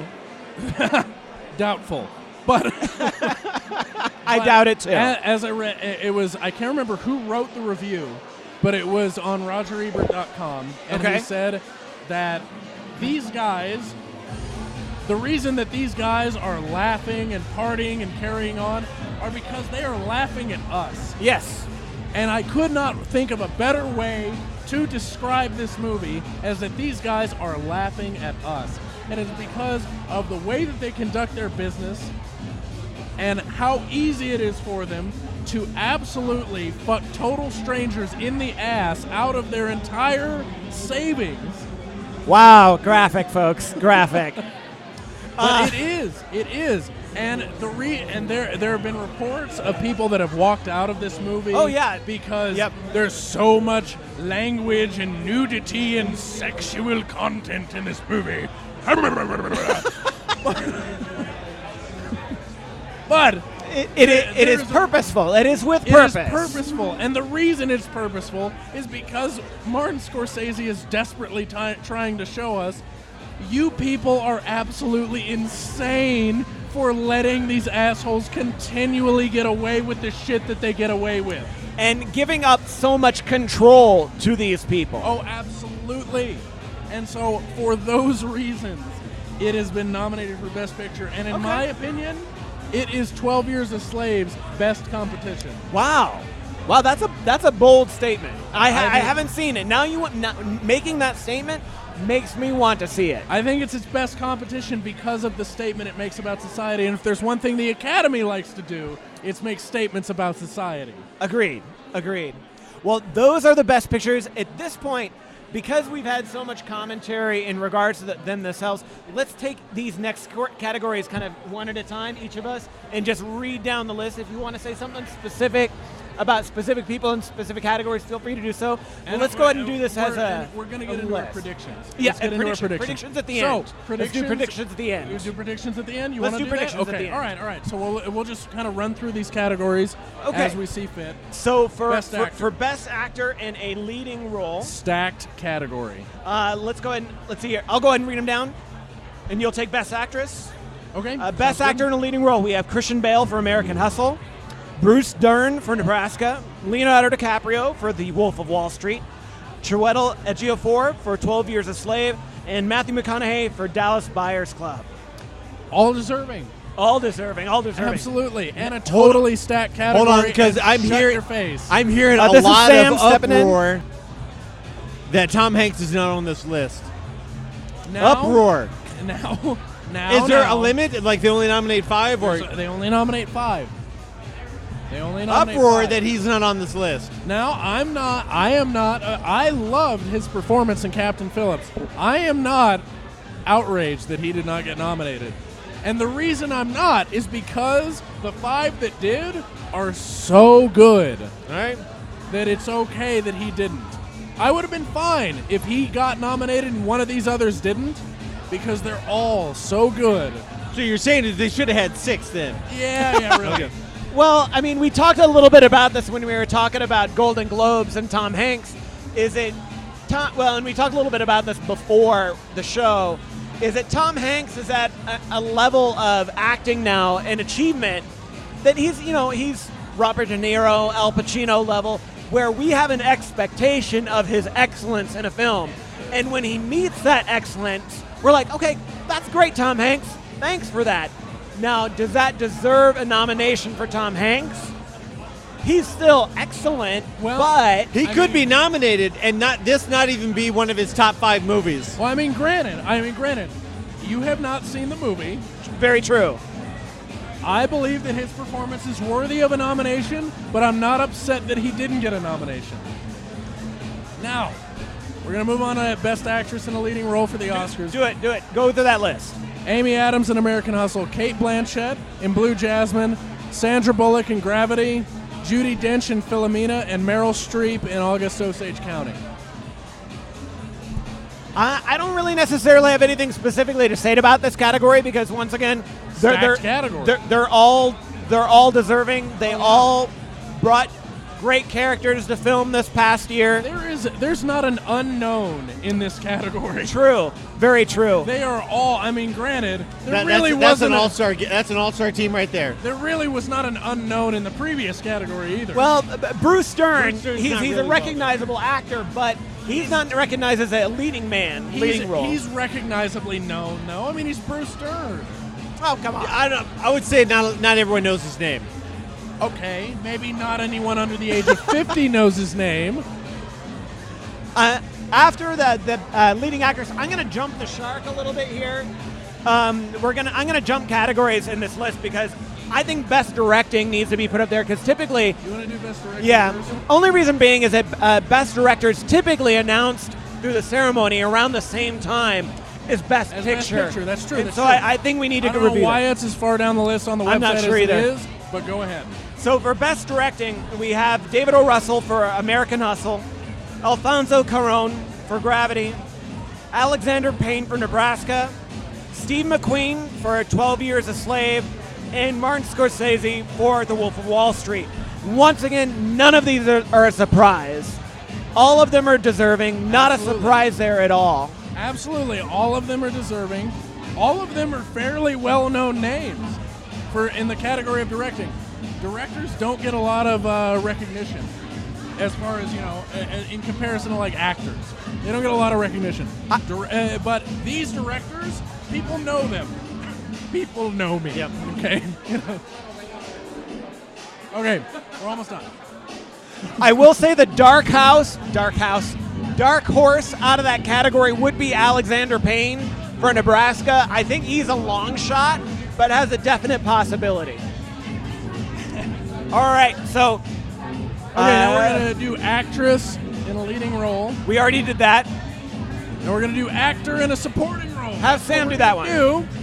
Sam, go ahead. Don't butcher the first one. I can't pronounce that name. Barkhad Abdi Barkhad, yeah. in Captain Phillips. Continue. Bradley Cooper for American Hustle. Michael Fassbender for 12 Years a Slave. Jonah Hill for The Wolf of Wall Street. That is a funny picture. Jared Leto or Jared Leto. Both of them, actually, for Dallas Buyers Club. Solid. Solid list. group. The only unknown in this category is Barkhad Abdi, who was amazing in Captain Phillips. And as we said, this was his first role in a movie ever. Before this, he was driving limos in Minnesota. I mean, it's nuts. Right. That this guy is now nominated for a Best Supporting Actor for an Oscar. Let me ask you this. Jonah Hill, The Wolf of Wall Street, really? Yes. Yeah? Okay. Yeah, really. I would not have guessed that. That's 2 Oscar noms for him now because That is. he got nominated for Moneyball. Yeah, he did. He's actually becoming a legitimate actor. Wow. Okay. All right. Now, you want to take actress in a supporting... You want me to do it? Okay. Yeah. Actress in a supporting role. Sally Hawkins for Blue Jasmine. Great. Jennifer Lawrence in American Hustle. Lupita Nyong'o for 12 Years a Slave. Julia Roberts in August Osage County. And June Squibb for Nebraska. Now, I haven't seen Nebraska, and I know I've seen June Squibb before. Yes. I can't say what I've seen her in, but once again, it's a very, very solid group. Oh, yeah. I do think June Squibb, unfortunately, is going to be a dark horse candidate in that group. Oh, absolutely. But there's no. No, actually, I think Sally Hawkins is really the dark horse. dude, she really? Okay. All right. Okay. I mean, she was great in Blue Jasmine, but All I right. think she's the dark horse candidate Okay. in that one. All right. Next up, we have Best Animated Feature Film. We have The Croods, Despicable Me 2, Ernest and Celestine, Frozen, and The Wind Rises. It is a Miyazaki film, by the way. I was right. You were right. Now, I have seen none of these movies because I do not make time for animated features because I'm not You can only go. six. You can only go so far. You can only go so far, and I'm not fucking 6. So, Yeah. Anyway, I think that all of these movies probably well deserving. They were all great. From what I've heard about Frozen, though, from people who have seen it and the reviews on it, it's very good. Very funny. And so, in Despicable Me Too. It's supposed to be really good too. Right. And the Cruds, as Sabrina likes to pronounce it. I'm not forgetting that. People don't forget. All right. It's supposed to be very good. Now, in these other categories, do we want to do these or? Let's see what I got here. I will say that. Yeah. I want to do writing. Those are the other Okay. two. Oh yes. Best Original Screenplay and Best Adapted Screenplay. Right. Now, okay, go for adapted screenplay, sir. Okay. Best Adapted Screenplay, we have Before Midnight, written by Richard Linklater, Julie Delpy, and Ethan Hawke. We have Captain Phillips, screenplay by Billy Gray. Philomena, screenplay by Steve Coogan and Jeff Pope. 12 Years a Slave, screenplay by John Ridley, and The Wolf of Wall Street, screenplay by Terrence Winter. Yes. Winter. All right. And then Best Original Screenplay. Original screenplay, we have American Hustle, written by Eric Warren Singer and David O. Russell. Blue Jasmine, written by the great Woody Allen. Dallas Buyers Club, written by Craig Borton and Melissa Wallach. Her, written by Spike Jonze. And Nebraska, written by Bob Nelson. Again, these are very stacked categories. However, I do believe that Before Midnight, bit of a dark horse in this category. I agree. It's their third outing with these characters in this storyline. Yeah, this is the end of the trilogy. End of a trilogy. From, Before Sunset and before Sunrise. Yeah. Yep. All right. Those are some of the major categories. We didn't review Best Foreign Language Film, but that's because we haven't really seen any of them. Right. And we didn't do visual effects or any of the technical awards or anything like that because, let's face it, granted, unless you're a total film geek... Wow, the Lone Ranger. Go fuck yourself. Wow. Unless you're a total film geek like myself or my compadres here, no one gives a shit about the technical awards. So we didn't go over them. These are the ones they give away during the commercial break, right? Yeah. All right. These are the ones they give away the day before the Oscars when no one's watching. And I'm not kidding. Oh, okay. If you're interested in the full and complete list, feel free to go to oscar.go.com /nominees. You can check that all out. One brief thing before we get into predictions I mentioned earlier is that Netflix has their first Oscar nominee because Netflix owns the production rights to one of the feature-length documentaries called The Square.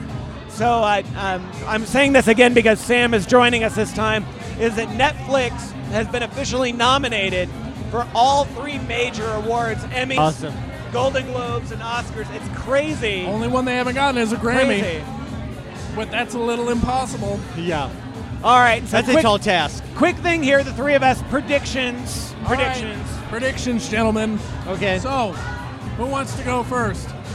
Well, let's do it by category. I need to see the list You first. want to do it by category? Yeah. Let's do it by Let's do it by category so that Sam can see. And we'll just say one thing. We'll say the name or the title of the film, and that's one it. thing about it. All right. So best picture, Sam. What's your pick?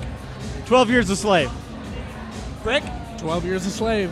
And I'm 12 Years a Slave as well for best picture. Most definitely. I would be. Ooh, I feel like I got that one right. I just guessed. I would be a little shocked if it didn't win, but the other 8 nominees, except for Gravity, are very strong. 7 of the other 8 nominees. Agreed. All right. Next category. All right, actor in a leading role, Sam. This is a tough one. This is a tough one. It's a very stat category. I'm going to go with that guy. Chiwetel Ejiofor. Yes. All right. Leonardo DiCaprio. Really? He's been snubbed so many times. You assholes better give him one. All right. I'm going to go out there. I'm going to go with the Golden Globe. I'm going to say Matthew McConaughey. Wow, all right. Okay. 3 very different responses. All right, actress in a leading role, go. Kate Blanchett. Good choice. Yeah. I'll say that's a good choice. I'm going to go with Amy Adams, though. I'm actually going to go with Sam on this one. I'm going to go with Kate Blanchett on this as well. I wanted to say Kate Blanchett. I want both of you to know I wanted to say I that. know. But It's got to be different. But Amy Adams, I really feel like is going to get it. Because if you will realize, she has never That is won. a good point. That is a very good point. She has never won before. She has great cleavage. She has not- well, considering that she's been acting for not a really long time, but a long time. And she's been nominated a few times. I think it could go either way, but I'm going to go with Kate Blanchett. She's been recognized before, and I think she will be again. So, actor in a supporting role. Okay, I think we'll all be the same on this one. Jared Leto. Jared Leto. I'm going to go with Jared Leto as well. Do you really think he'll win, though? Or Absolutely. Yeah. Absolutely. A lot of times, you like the one you think is the best does his not only win. Competition is him. That's Okay. his competition is Barkat Abdi. Yeah. Okay. I would say, when it comes to the Hollywood Foreign Press and then the Academy loves artistic choices even more than the Hollywood Foreign Press. And so What? Jared Leto. And the Academy loves method. They Yeah. love method actors. And Jared Leto was fucking method as shit in this movie. Yeah. As I so eloquently put it. He acted his ass off. All right, actress in a supporting actress. role. Sam, go! I have no idea. I'm going to pass on this one. No, you're not. You got to pick one.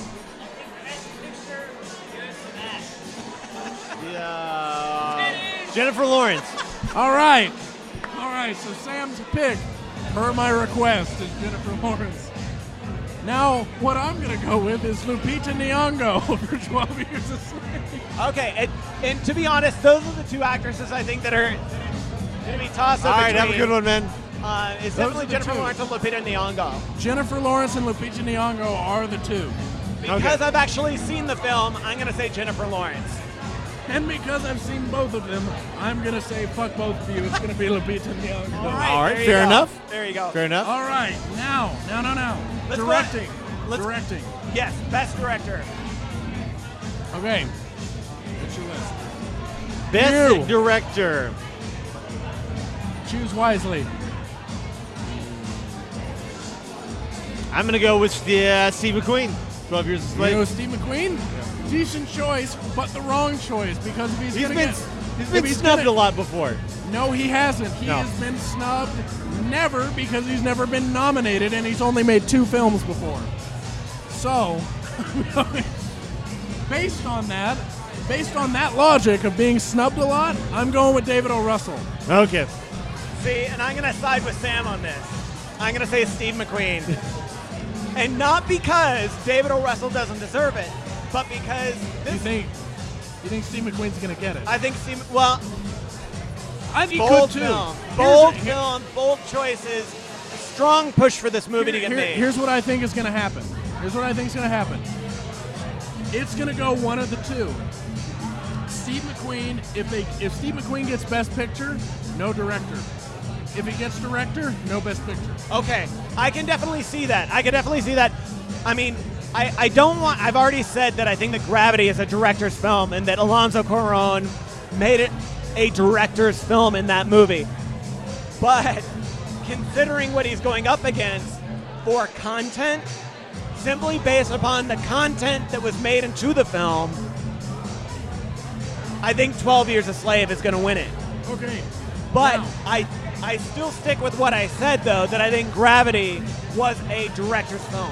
All right. I think what you said, though, is important, and I think Sam needs to hear that because I don't know if he heard that or not because of the background noise. Share with him what you said about which? about how if one wins Best Picture, it won't win Best Director. I think what's going to happen is if Steve McQueen wins Best Director, 12 Years a Slave is not going to get Best Picture. Oh, okay. They And- pick one and or the vice other. versa. I gotcha. Vice versa. I think it's going to go the same way because I think if he wins Best Director, The Wolf of Wall Street is a shoo-in for Best Picture. Now, that being said, we're going to go through writing, adapted first, and original next. Adapted screenplay. Go, Sam Nelson. Yeah, Captain Phillips. Okay, that was not a wise choice.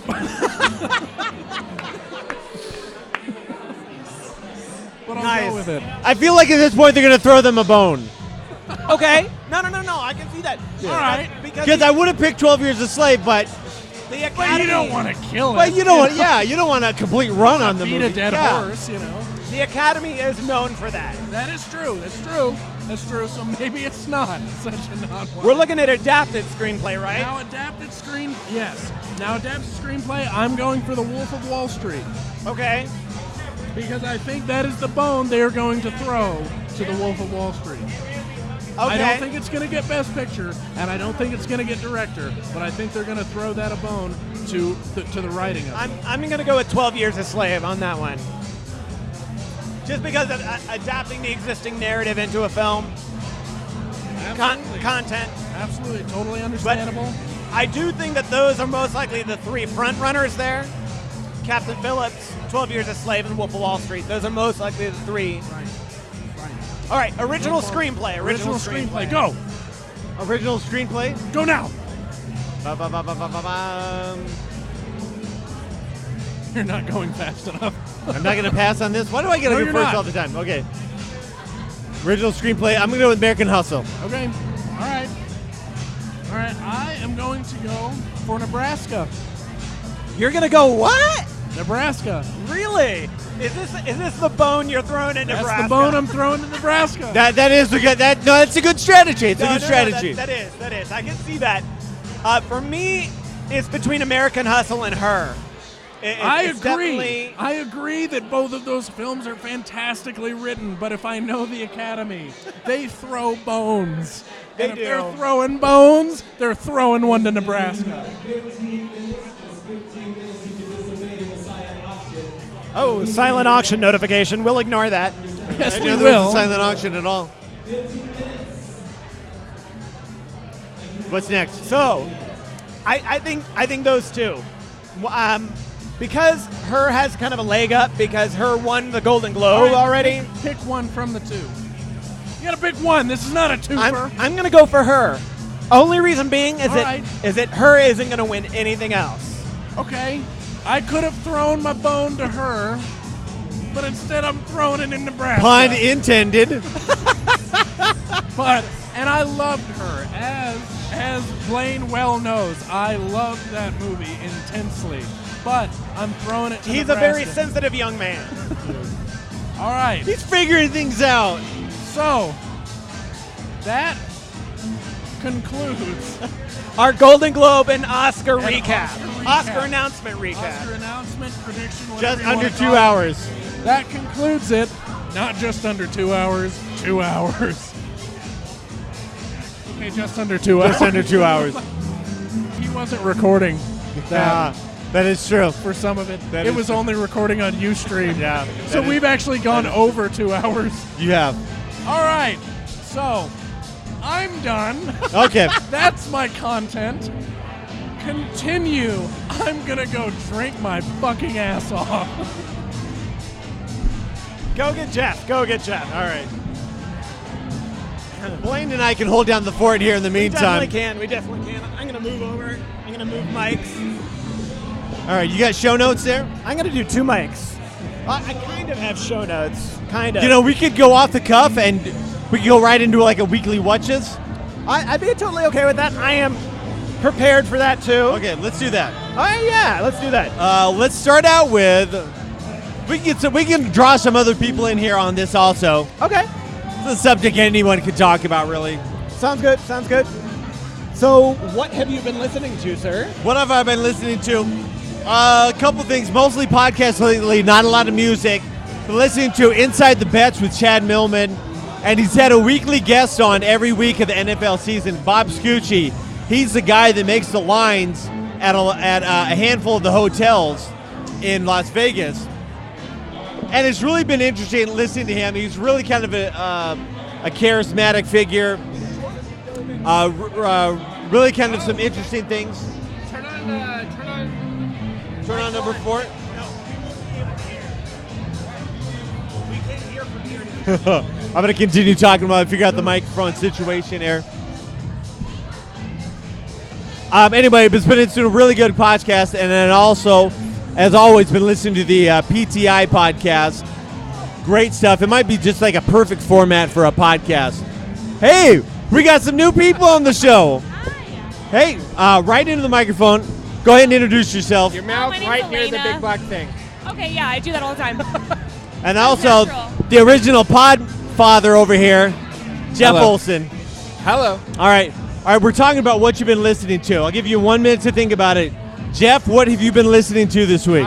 This week I listened to this really cool countdown for Coverville. Okay. It's another local show, and he did the top 100 covers for the year, and I was listening to that. Really good. Had I been thinking about this ahead of time, I would have invited him to come down to. Oh, the that would have been event. cool. Because What was he- his top cover of the year?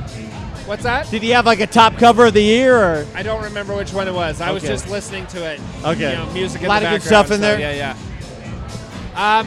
And otherwise, I've been listening to Skinny Puppy, which Nice. you'll appreciate. Yeah. I played some earlier today, in fact. Nice. Xbox Nice. Music selected that for me. Yeah. And I've been listening to some Susie and the Banshees and some Audio Slave and also some of my Monsters and Men. And there's one other. Oh, Amy Winehouse. Now, you used to be up to around like 50-some podcasts. What are you down to now? You know, I just haven't had that much time. I usually listen whenever I'm at the gym, And the only other show I've been listening to, I listened to the episode of 253 of this show that I was not on. Oh, okay. That it was Jordan, this guy, Gotcha. and Blaine, one of the 2 Golden Globes. We got the extended version right here if you ever want to jump into that. Yep. So that was about it. What have you been listening to? What's awesome? I've been summoning my inner thug and listening to 2 Chainz Pandora lately. Okay. So just lean your seat back a little bit in your car, and just 12 o'clock, 10 and 2, just 12. Killing it. Back. Yes. That's right. Nice. It's good. It gets me pumped wherever I'm going. I'm nice and aggressive. Gets you into the mood for a good day, right? Yeah. It does. Get a little angry. That one's still live. Anything else you've been listening to? Anything else? Any podcasts? Any other music? I've never. No. You are kind of listening to a podcast right now. Yeah, so that's why I was like, well, I can't lie because I am now, and I did in the parking lot. I creeped on you guys a minute ago. It was awesome. Very good. There you go. Yeah. Awesome. All right, very cool. Let's move on to what you watching. Jeffrey, you want to start? Sure. We haven't done any Fire Pit Theater movies lately. We've been busy. I've been kind busy. of out of the season for that outdoor movie watching. We watch inside, so okay. I'm trying to think. What have I watched? I watched the season premiere of Justified. Oh, okay. Yeah. I like that show. It's good. That was recent, right? Yeah. I haven't seen the first episode of the new season of Shameless yet. Okay. But that's on my list. And I also watched the season premiere of